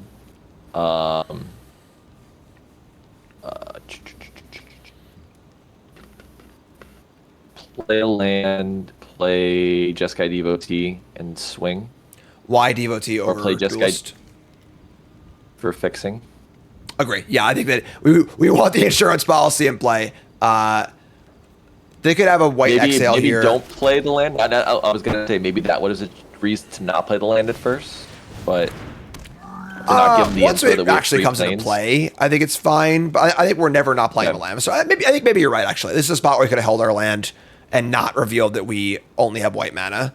That might change what they want to kill. So yeah, I agree. I agree there. Okay, and I'm not always like super duper analytical with every little thing, minutia, thinking that deep. But I have you to talk to on a stream, so I'm trying to ask these interesting, that's great. Higher level questions. I've pushed back a number of times where you're like, hold the land, don't do the land. I think that was actually a spot where you're correct. The information we would be hiding by not playing the land outweighs any because there aren't really many potential tricks we could have or anything like that too. So cool. Right. So they don't do anything and they play a Thornwood Falls. Now what do you think about their hand? Maybe they have things that they couldn't play because they're playing 5-color nonsense. And so maybe they had green and blue spells or even black spells. Who knows? Sure. But it does open the possibility that they're playing other colors and they had other colors in their hand. Right. So originally our conclusion was they probably have either large creatures uncastable or a bunch of removal spells. Now that they play this, that checklist just went from this to they can have anything. They can have any number of off-color cards, expensive cards, whatever else. So let's play Quarry Mountain Stalwart to be mana efficient and swing. Yep, love it. There's some, I guess we could have held up Duty Beyond Death here, actually. The rope was going, so I kind of just did it, but we should have held up Duty here. They have an exhale. That's honestly fine, though. So that's fine. They reveal a blue dragon. So, and they play an Isle. Okay. So yeah, if we had not played that first and they had cast that, probably still weren't casting Duty, so. All right, so they play a Jeskai Brushmaster. Kind of annoying. Milton exhale it? Is that worth exhaling? So we lost our second source of red. So double spelling is tough here with all these red cards. Mm-hmm. What are your thoughts? Molten Exhale. I am tempted to Molten Exhale their creature and then play something else. Well, maybe play Devoted Duelist. No, shit, we only can play one. Excuse my French. We can only play one red mana card. Okay, maybe play the Adept. Be more mana efficient. Are we? What is the? Hold on, I'm thinking too many things. The Beyond Death card, is that? What's the speed? Instant. Yep. Card's in the way. Okay, so if it's instant, might be nice to hold that up. Maybe play the Devoted. Okay. Sorry, we're going. So I think we're gonna cast that. I think our intent is to double spell here with 2 flurry cards in play. Okay. I think we're just gonna sacrifice this token and just jam. Sweet. So we get the trigger off this, 3 more points of damage. It's a pretty big swing. Right. It also boosts our creature for next turn also and double spells. So they're at 16. They have spells in their hand. Maybe they can't cast some of them, but now they're freaking at 4. We have 3 bodies in play. They're all pretty big. Fantastic. So if they had been at 25, this would have put them down to 16. I would not have liked that play. But given that they're 4, and now what? They play a land, they play a dragon, there's dead. Play Dragonstorm, probably dead. What does their turn look like? All right, I guess Dragonstorm hitting Whisper is pretty bad. But what did their next turn look like? And then what's our next turn look like? And most things they would just be dead on board at 4. So Dragon Back and Assault, we'd still win, even if they had that. So now the game's super over, so it's great. So cool. So obviously their draw wasn't perfect, but still a lot to kind of figure out and deduce, which is cool too. So cool. Awesome. Bring them on, we'll take it. Pretty widespread of possible outcomes at the lower levels, where it could be a really good player haven't played in a while, or someone who's usually in silver or whatever else. So, all right, on the play. What do you got here? I think we got 2 Devotees. We have plenty of opportunities to scry and get more mana. We have plays for at least 3 turns. I like. Yep. Let's keep. What's our turn 1? Devotee. Why? Mardu Devotee. I want to scry. I want to see what we have coming up. So again, I think you're thinking in a vacuum here, not necessarily thinking about what's next turn look like. So we have things to do, right? We've got 3/1 drops and 2 lands. We have a removal spell, and then we have an adept for later. We have perfect mana because of the devotees. Why is scrying this turn better than scrying next turn, and why is it worth missing a point of damage because we have a 2/1? That's fair. Cool. Yep.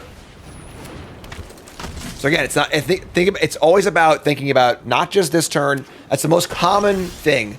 I think that the less experienced players do is they're constantly focused on the now, when it's good players are thinking about 4 turns from now. The best players are thinking about the entire game.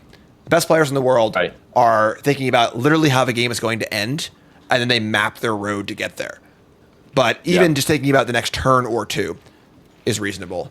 There's a reasonable argument in chat saying that we'll waste a scry if we scry twice. Say we scry top. We could even just hold a devotee or scry again later. It's like we have to devotee again. We could also just pop the Descendant here and endure. Now that we drew a mountain, we like have a lot of what we want already. You know, we don't need. You know, why don't we pop a mountain and endure? That sounds pretty nice. Yeah, I think I'm kind of in that. Honestly, I think we make a token, or do we make a bigger body? Is the question also. They played an island. What do you think? I'm trying to think. There's not like a put your card back in your hand, scry 1. I don't think that's really a thing here. I don't think there's a spell they can cast. So. Go big. Let's make them bigger. Why? Because we can get in. Might make. Well, I'm not sure. Think of what we talked about, right? Again, you're thinking only in the moment. So, we make it bigger, right? Now it's a 3/2. Yep. What are they most likely to play next turn? A 2-drop. And how much power is it going to have usually? 2. So, now I come back to our turn. Are we happy we pump the power? Yes. Exactly. That's the whole point. So again, thinking about what are they going to do, then what's our next turn look like, informs our decisions on the prior turns. I'm glad that happened. That was a really good example. So, cool. No, that was perfect. Draw Dragonfire. Now what? That's a pretty decent target for Channel Dragonfire.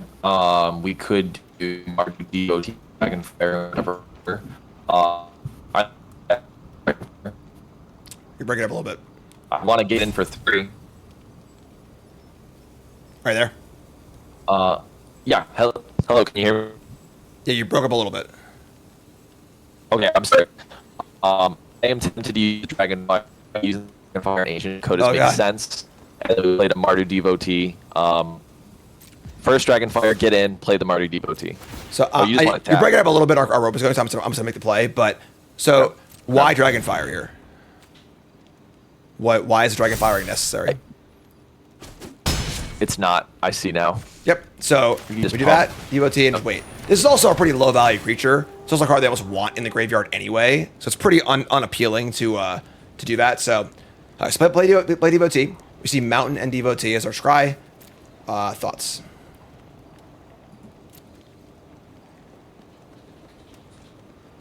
I would like to keep the Mountain on top so we can play the Adept next turn. Or we can just play the Jeskai Devotee and then pump our creature again.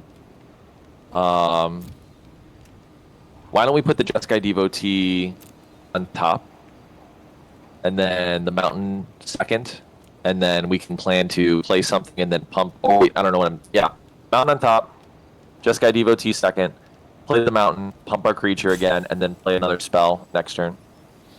I think Mountain on top is for sure. I think this is going to stay also. I think our next turn is likely just Adept, reveal Devotee, and the next turn is Devotee spell, maybe spell. But I think Mountain on top is for sure. They have maneuver. That's unfortunate. They kill our guy, but still pretty good, right? Our guy got in for 7 damage. They used their kill spell on turn 3. Now this is a more appealing target for our Dragonfire, being a 3/2. Yep. But sure. Absolutely. So now what? I think the Dragonfire is a very good, because we just made them use the value of their previous creature or their previous card. We can remove that from play. I think that sounds great. And then we can play the Mardu Devotee and Scry. Well, we already Scried. This is annoying. Maybe the Adept's a better play. Oh, great. We want to spend our mana here. Also, Yeah. whenever you're playing a kill spell, again, it's not just about I kill their thing. Was that a good exchange? How does it affect the entire game? All we get out of that is an attack for 1, which is not particularly appealing. So we could just wait. Play the Adept, much better attacker. We're guaranteed Flurry next turn. Yep. We have all cheap spells. Right. We're guaranteed to hit a spell here on this also we can cast next turn, which is great too. So play Adept, just say go, set it for next turn. Sounds good. So they play land 4. They have Island, Forest, Mountain, my literal least favorite lands in all of Arena because you just cannot tell what they are. Yeah, no, I can't. Yeah. Oh, Sirach, that's kind of annoying.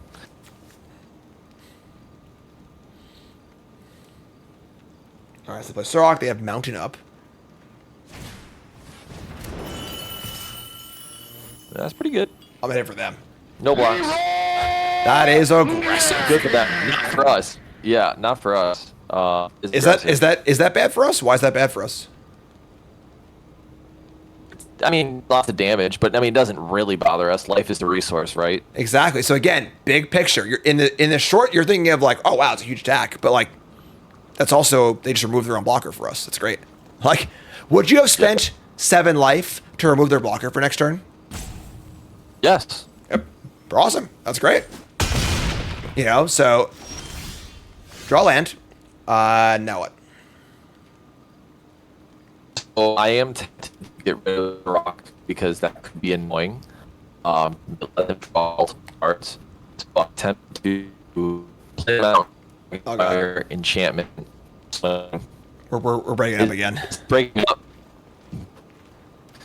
Steven, are you there? Yes, I'm sorry, your robo voice thing. It's hard to hear what you're saying. Okay, I'm very sorry.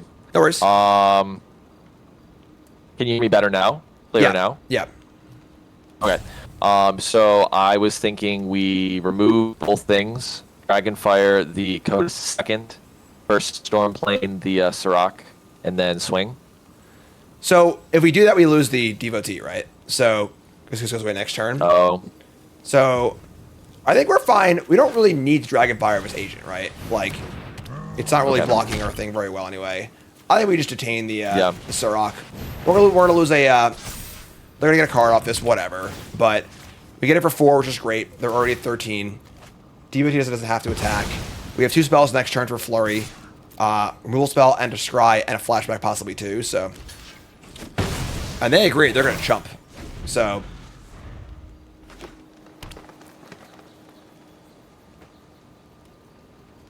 So, land 5. I think, you know, we mentioned earlier about, you know, we are playing in silver or whatever because we're on Nicole's account.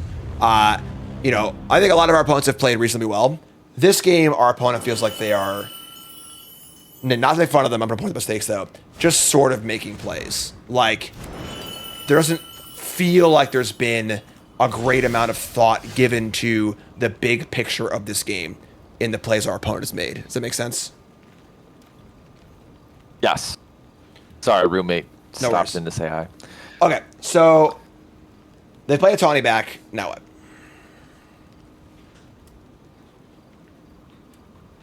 Channel Dragonfire, is that an instant or a sorcery? Sorcery, right? Sorcery, I believe. Sorcery, Hey, we can still do harmonize close combat. 6. So let's do the math here. So Harmonize 6. sorry, 7. So it's 7, 6, 5, 4. Right, 7. It's pretty expensive. So we can do everything here. Oh, What we can do is we can Devotee, Okay. Scry and see 2 planes. Bottom both. Pretty easy there. And then we can Dragonfire the Tawny back. Right. So it's 7, Twice. 6, 5, 4. Yeah. So we shoot it once. Triggers a Devotee. And then use 3 power creature and do it again. Yep. And get him for a nice chunk. Lovely. Cool. So we get it for 5. Now they're at 8. We have a bunch of power in play. And hopefully not drawing a land. That would be nice.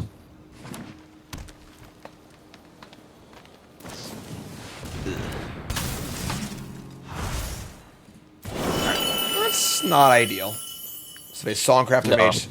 They're going to snap back their They're going to kill our Adept. knockout maneuver and kill the Adept. Yeah, so also makes it a 4-3. That's pretty tough, honestly. All right, 3 Yeah, lands in a we row is draw also land. pretty tough. All right, so we're close, but not quite there yet. Anything we can do here? Or? We attacked. The best we could do is 3 damage. It's tempting. If I knew we had more burn spells, I think it'd be tempting to attack, but I probably wouldn't attack. What do you think? Maybe we should attack? Get 3 Agreed. damage in? Yeah, there's no Okay. no path forward. You know, I don't think that really improves our draws in any way. We're also not so far behind me to like just start suiciding creatures out of nowhere. So, all right, so play a hunter, pump it up, gets counter. They have a 6/6 trample now. We draw frontline rush. Now what? So it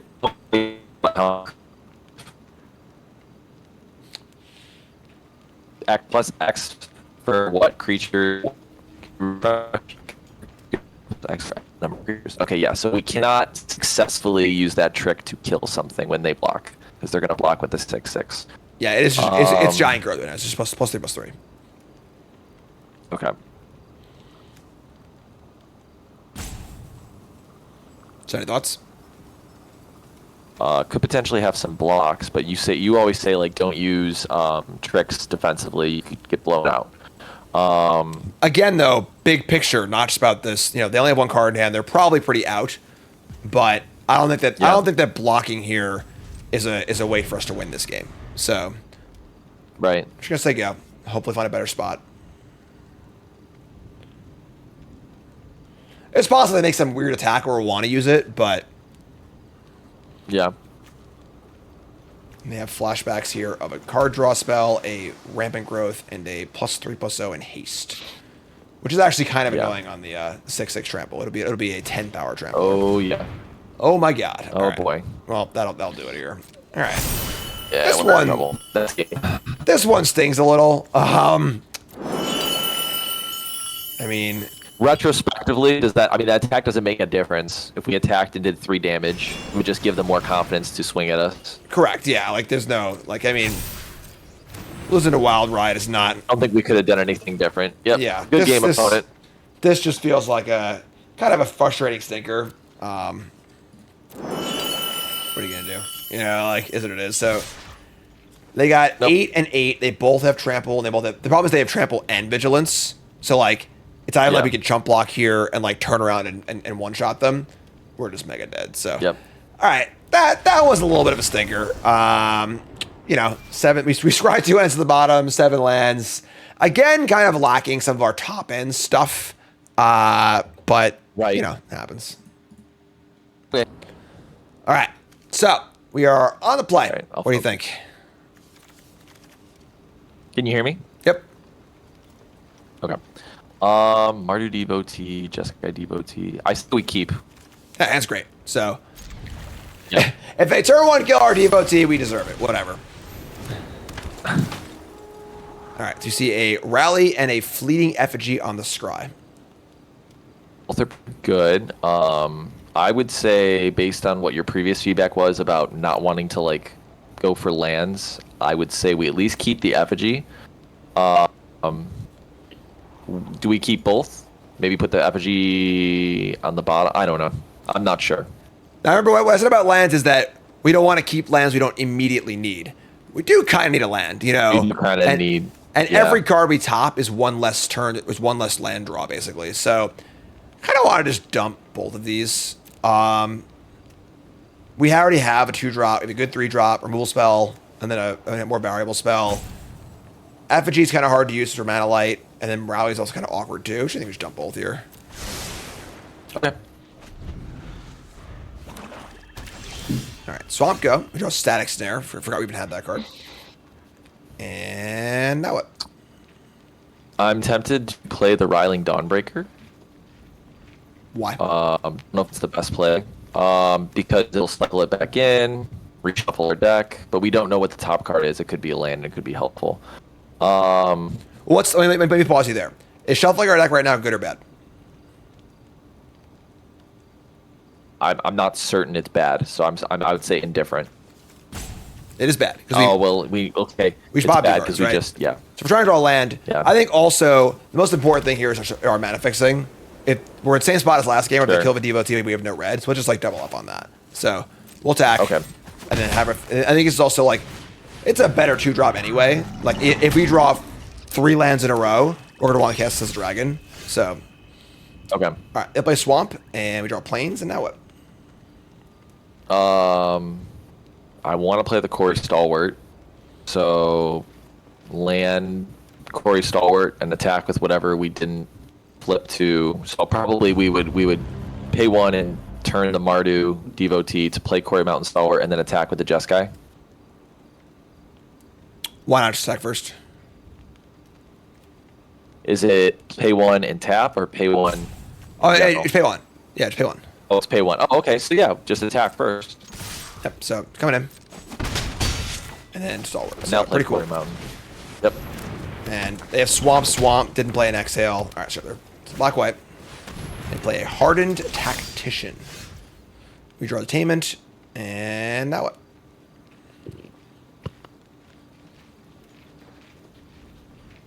So it is tempting with how efficient Mold X will be on the toughest.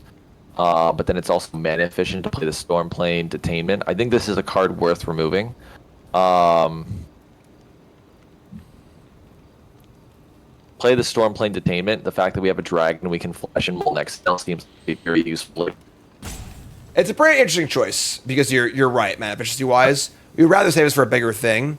But I like your play here. I think because we have a snare in hand, we already have another removal spell, and there's a chance if we draw a land, we can go Exhale and Omen for our triggers also. Right. So even though the Detainment is a better removal spell than the Exhale, and the Exhale seems perfectly suited to kill the X4, I think you're right here that we have potential to double spell next turn if we draw a land. So it's better to make the more mana efficient play. So love it. I guess downside being relatively that they played their own Detainment, and we could have detained a Detainment, but not Exhale a Detainment, which is a little annoying. But that's unfortunate. Oh well. Play the Mardu Devotee to scry. Play the dragon. I don't think we want to hold the dragon to flash the Exhale. I think it's better to play both cards. Yeah, but we're going to Omen first before we scry. So shuffle and then scry. Okay, Omen first. Yep. Yeah. So pop that. And scry and see a Kinguard and a Plains. More planes. Top the planes because we want more mana to potentially use the snare. I'm not sure. Ideally, would be a mountain. So the snare works as in it reduces its cost based on how many creatures are attacking. Yes. Correct. Okay. So I guess theoretically, the thinking was if we keep the plane, it makes it easier to cast the snare in a potential move, but that might be too conditional, so just bottom both. Yeah, like this is the spot where like just push the land. Like we don't need it right now, just push it. Don't stay stuck with 9 lands and play again. We can cast our spells in hand pretty well actually, you know. Yeah, so we're not really wanting for mana or colors, so we drew a 4-drop. Mm-hmm. So you might be like, whoa, if we should have kept that land. This is like the only 4. We have like what? Like we have like 3 cards in our entire deck that cost more than 3. We have like 1 4-drop. Right. Yeah. And so now next turn we're happy to draw a land or happy to draw a spell, which is fine. So yep. That makes it the game's just over here. So yeah, Molten Exhale, the 2/2, and swing. Yep. And then fire up the snare. Snare's pretty great. So yep. Yeah, it's pretty awesome. And boom, boom, boom, boom. All right, back to our winning ways, thankfully. Yes. So that was fun. We actually got to use some of the other cards we hadn't been seeing, so that was good. And even ranked up. Look at that. All right, so here we are for game number 7. This is a similar looking hand. I feel like all of our hands look like this. What do you think? Yeah, we're at mountains. Let's keep as we can. Play the Murder Devotee, play the Devoted Duelist, hopefully, and then go from there. I would want to keep, or we could play the Fortress Kinguard second turn. We'll see what happens. Yeah, I think we're gonna scry and we need more information. So, ooh, there's Smile of Death. So if I'm playing for myself, I think my gut reaction is we really can't afford to have like a dead card in our hand right now because we don't have a lot of land. So I would probably bottom the Smile at Death. What do you think? I sadly agree. This is obviously more of a mid to late game card. and we don't have 5 lands anyway. Our curve's already great. You know, like we literally have everything we ever want curve wise here. We kind of just want to find a kill spell or two, I think. So yeah, I think I agree. Yeah. It's kind of a bummer. It's a very, very powerful card, but this is certainly like the worst possible spot for it. So yep, it is what it is. Okay, they play a Descendant of Storms. Now what? Okay, I would want to play. Potentially Fortress Kinguard, pump it, and attack. I would love to attack and have a trade normally. Because the Martyr Devotee is helping our mana fixing, I don't necessarily know if that's the right decision. Maybe we should play Devoted D to list. Based on what we've seen so far with this deck, I feel like Fortress Kinguard's the move. So I want to lessen our our red cards in hand. I think that. Yeah, I think because it's duelist, I think that attacking with DOT is like honestly pretty reasonable in that like they're very unlikely to block. But if we have to play a white card into a red card first and show that off, it kind of sucks, and they might be more inclined to block. Yeah. So like it could have been attack for 1 with Devotee and play Kinguard, but is what it is. So I think that playing our red card and lessening our risk of ruin of this thing dying is fine. So now, I feel like this is stuff you've talked about. I do see that Channel Dragonfire could be tempting here because they wasted a turn pumping, and we can get pretty good value from killing the creature. What do you think? Agree. Is that not worth it? I agree. Okay. I'd love to cast Stalwart here, but like one more turn of pumping, we can't kill it anymore, and it actually kind of gets out of hand. So that was a pretty good draw. Right. So we're going to Kinguard. We're making a 2/3 or 2 creatures. 2/3. Agree. Yeah, I think we want a bigger body because they're probably going to play something close to a 3/3. Right. Perfect. Flurry's on. There we go. And looking pretty good so far. Yes. They got perfect Mardutron. The thing about not playing the black card is, I mean, if you're super lucky to have Tron every game, sure, I guess whatever. But you know, that doesn't usually happen. So, all right. So they play a Victor. Yep. There's the 3/3. We draw a plane. So now what? Oh boy. Play the Adept would be the thinking because it's the most efficient thing to do. And then I don't think we swing. I agree. You agree that? Okay. Yeah, so play the Adept. We have those attacks. They make the mana efficient play. Decently likely that we'll have a flurry next turn also because of the Adept. So we hit another planes, which is actually just unbelievable. And so they go.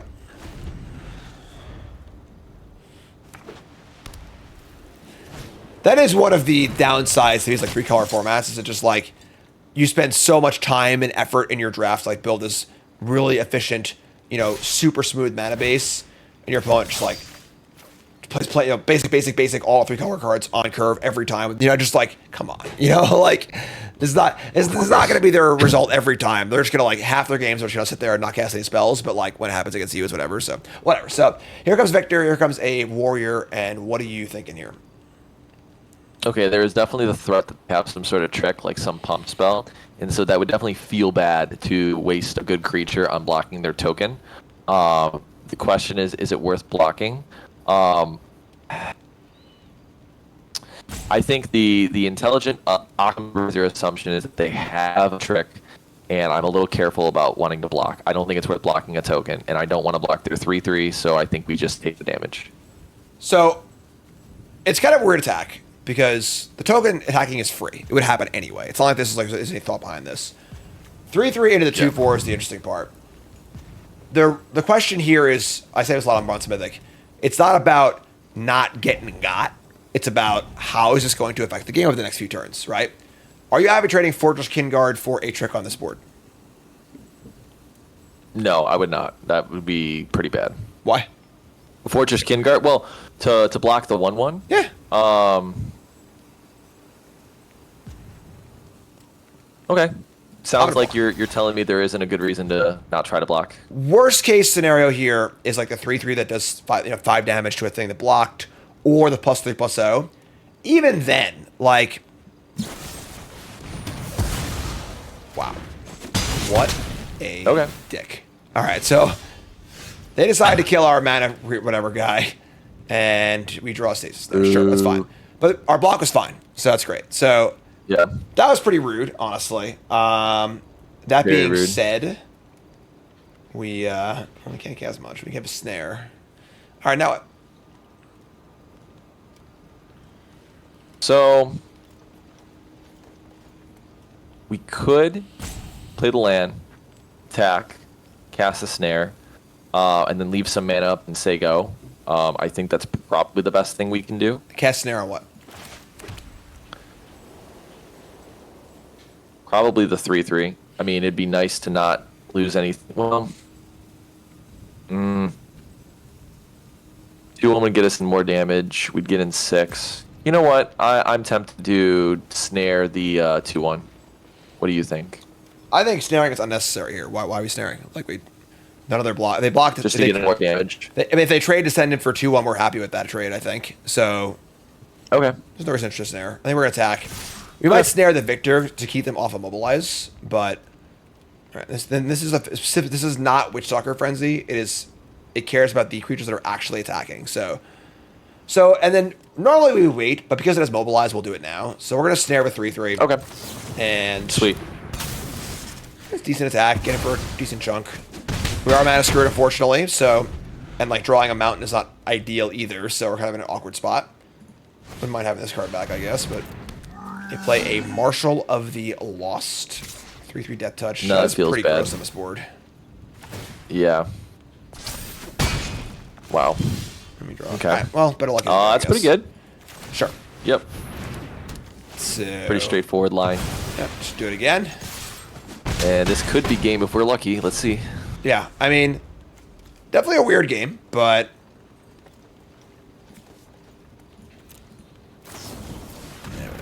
sure. So need more than that. And then Gotta think they have a creature. I think the important thing here also is that like we're at 11 and they've lost a lot of their pressure, so they don't have enough time. We have time to draw out of this too. So, all right, kind of a weird, sloppy game, but hey, whatever, we'll take it. A win is a win is a win. Yep. I guess this is an education how good the devotee is, the Mardu devotee. So for all Now you two this- folks, we were just discussing in the break the 9/7 plains to mountain split and how, you know, we haven't drawn many mountains, but like it's been fine. We've won all those games anyway because of devotee, and we played the extra mountain because of devotee. And I said, what would it look like if one of those past all plains hands had mountains instead, and we couldn't cast devotee? And here we are. Somebody's playing a prank on me. That being said, we have the other devotee. Okay, cool. So what do you think about this hand? I like it because we can play Effigy, Jeskai devotee. We can have an exhale on turn 3. Again, there's plays to make for the first 3 turns. I like it. Yeah, it's actually great. I missed the Jeskai devotee, so it would have been without this. We do have an effigy and a removal spell in the draw, but it's still pretty sketchy, I think. But Yeah. But yeah, with this is great. So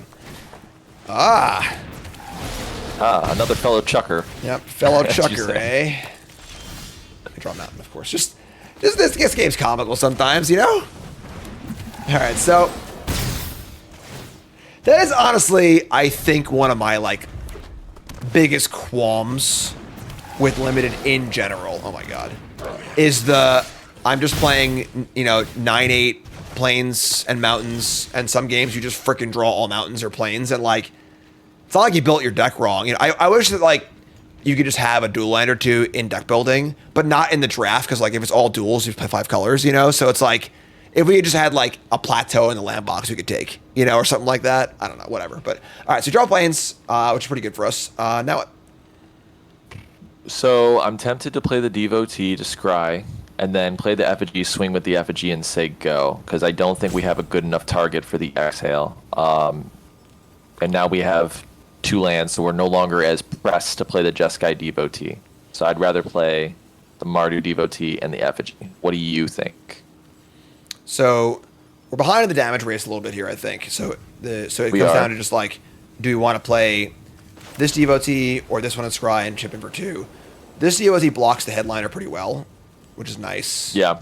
And scry is pretty And we good get too. scry. I think I'm in for that. Okay. I'm honestly not sure on the ropes going, so I'm not totally sure. But all right, King Guard land. Yeah, let's do that. Yeah, just keep the spell. Keep the kin guard. Oh, God, come on, bottom come on, of the come on, lane. come on. Freaking. All right, so sure. So deal 2.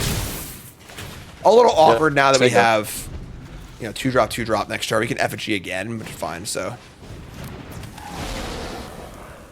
Oh my God. What is this a standard queue? We're just playing all mono red one mana spells. What's going on here? All right, but they have no third land. So no third land, no color. This is like. Okay. Whew. All right, now what? So I wish we had one more mana so we could play things that are not the fleeting effigy. At this point, I would like to have some board presence on the way back. But I think potentially either the Jeskai Devotee or the white card, and then the fleeting effigy is probably the move. So I'm not sure which. Maybe Jeskai Devotee this time. What would you rather have, Devotee or 2/3? 2/3. Yeah, agree. So this card's kind of fun in the effigy because it's just like, I have a spare mana, it deals 2 damage. Cool. Like. Cool. So, all right, do this. Make it 2/3 and say go. And because they missed the land drop, it's hard for them to like deploy the effigy and kill this too. So I don't really draw black. Yep. Draw land. So okay. They have a freaking exhale here. All right, so they're gonna attack. So what does the stadium headliner do? It's for however many creatures they have on the field, they can sacrifice and then deal that much damage, right? Yep. Yeah. So they can definitely, if we try to block that, kill our fortress. Do we make them do it? Because they're just going to hold that over us the rest of the Well, there's no way that if we block headliner, they can kill our guy because they would have to sacrifice. They would only deal 2. So. Oh, yeah. So block the headliner. Even easier, right? So, we could also just block effigy. I would happily trade guard for effigy and headliner. They're saying they have some sort of trick here. They could do that. Is it a blowout if they have a trick? No, I think we should block the 2/2. Like, Okay, it happens. they're gonna have a trick either way. We'll take 1 less point of damage. Sure. Yes, they have to. Sure, that's fine. So, if we take 1 less point, we get the trick out of their hand. Now we're at 10, and now we can double spell or whatever else next turn. So, if we had blocked the headliner, we would have taken 1 extra point of damage. There's no way we can't block there. So, The Sky Devotee and the Brigade and say go. yeah, pretty happy with that. Or is there some reason? Yeah, okay. Put some buys in play and say go. Yep. Kind of a weird game is like, usually we're the aggro deck, but they came out of the gates like a standard mono red deck. So, Yeah. but now this changes the texture of our game a lot because our deck is not designed to do this super well. We have a lot of like random 2-drops and crap too, but our hand's pretty good. That card's really good. So they play Sinkhole Surveyor. What is our Rally the Monastery? Is it for toughness or for power? What's the kill condition on it? Power 4 greater. Power. Make 2 monks That's or 2 kinda things tricky get then. +2/+2. I was thinking, yeah, go ahead. Okay, so here comes effigy. What do I do here?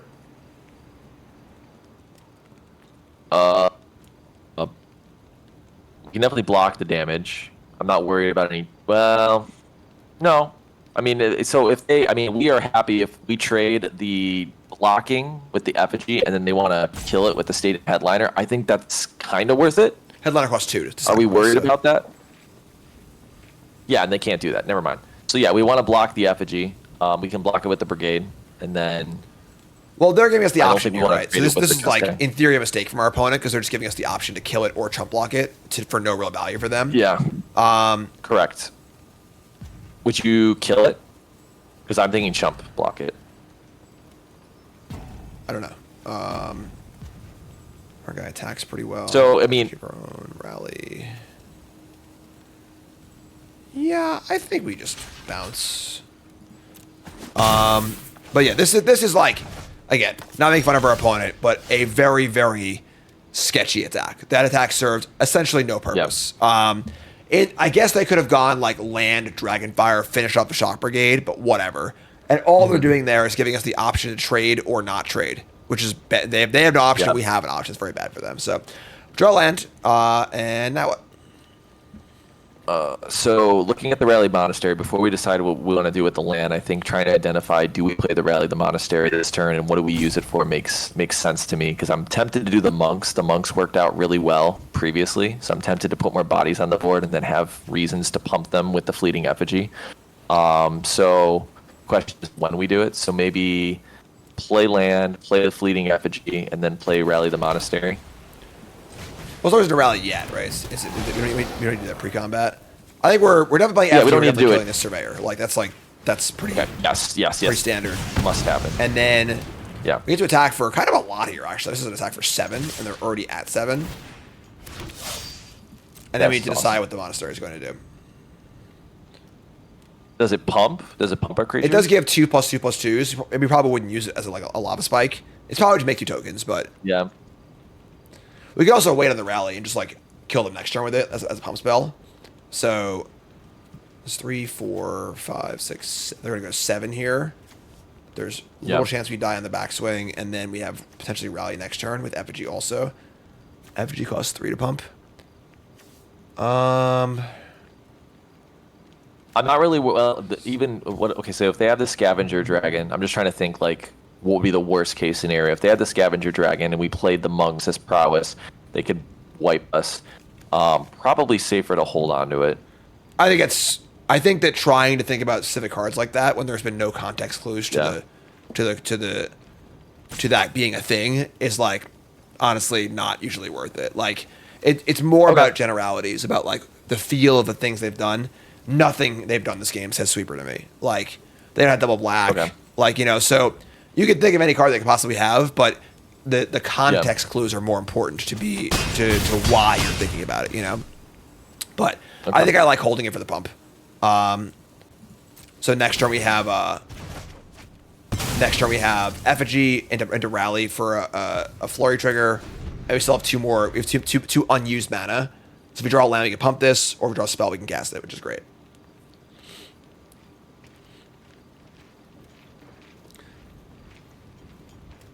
And now we've kind of like neutered their cards because like Headliner doesn't do much here, Effigy doesn't do much here. All their cards are so mindlessly aggro that like it's hard for them to mount a defense. Hopefully, they're gonna work sure, it's all fine. They're at 7. We're gonna say we draw Duty Beyond Death. I think we can win with that. Death game. That's actually pretty good. So we Effigy. It's funny if we had made the tokens, it would have been so much better. But that's fine. Mm-hmm. They're at 7. They have 2 mana up. I mean, we're gonna jam here. Oh no, maybe we don't quite have it. No, we do. Yeah, we have lethal, assuming they have nothing. But you know, don't always want to assume that. But we attack and see what happens. See, they have no effects. Yeah, this is fine. Sure, just do the thing. I don't think that this pump and win. Yeah, like. What's the amount of red cards are there? Oh, they got something. Bolt. Okay, well, that's a card that is a card, I guess. So I cast the Duty Beyond Death here. We could sacrifice this, put a counter on this. Get in for 5. It's still only 5. That blows. That does suck. Kind of wanting those prowess monks now. Yeah. Yeah, we put them to 1. Which is pretty awkward. Yeah, I'm not going to lie. I forgot the Bolt existed. It doesn't see much play usually, so... Yep. We've broken my don't get blown out rule. We could have just, like, done nothing here. Probably been fine. Mm-hmm. So what to do? If we get a mobilized creature, not to say we have a ton of them, but if we get that, then Duty Beyond Death could win. But... Yeah, I mean, the thing is, Sacrifice is free, so we're just going to do it, I guess. All right, do it. Well, it's not free. It's free in the sense like it doesn't cost us a sacrifice creature. Oh man, it was like the most awkward card in the entire deck to draw. This is embarrassing. Get him down to 3. I'm tempted to hold it. I mean, what if there's a scenario we can use it next turn and then we have no creatures pump 3 to use things? Oh, that's right. Which only have 2 nothing, things, so probably. Whatever. So I'll put them to 1. We have a 3/3 in play. This kind of blows, honestly. But that's my fault. That's just a bad play. I just forgot this card existed. I just couldn't think of a 2-mana removal spell.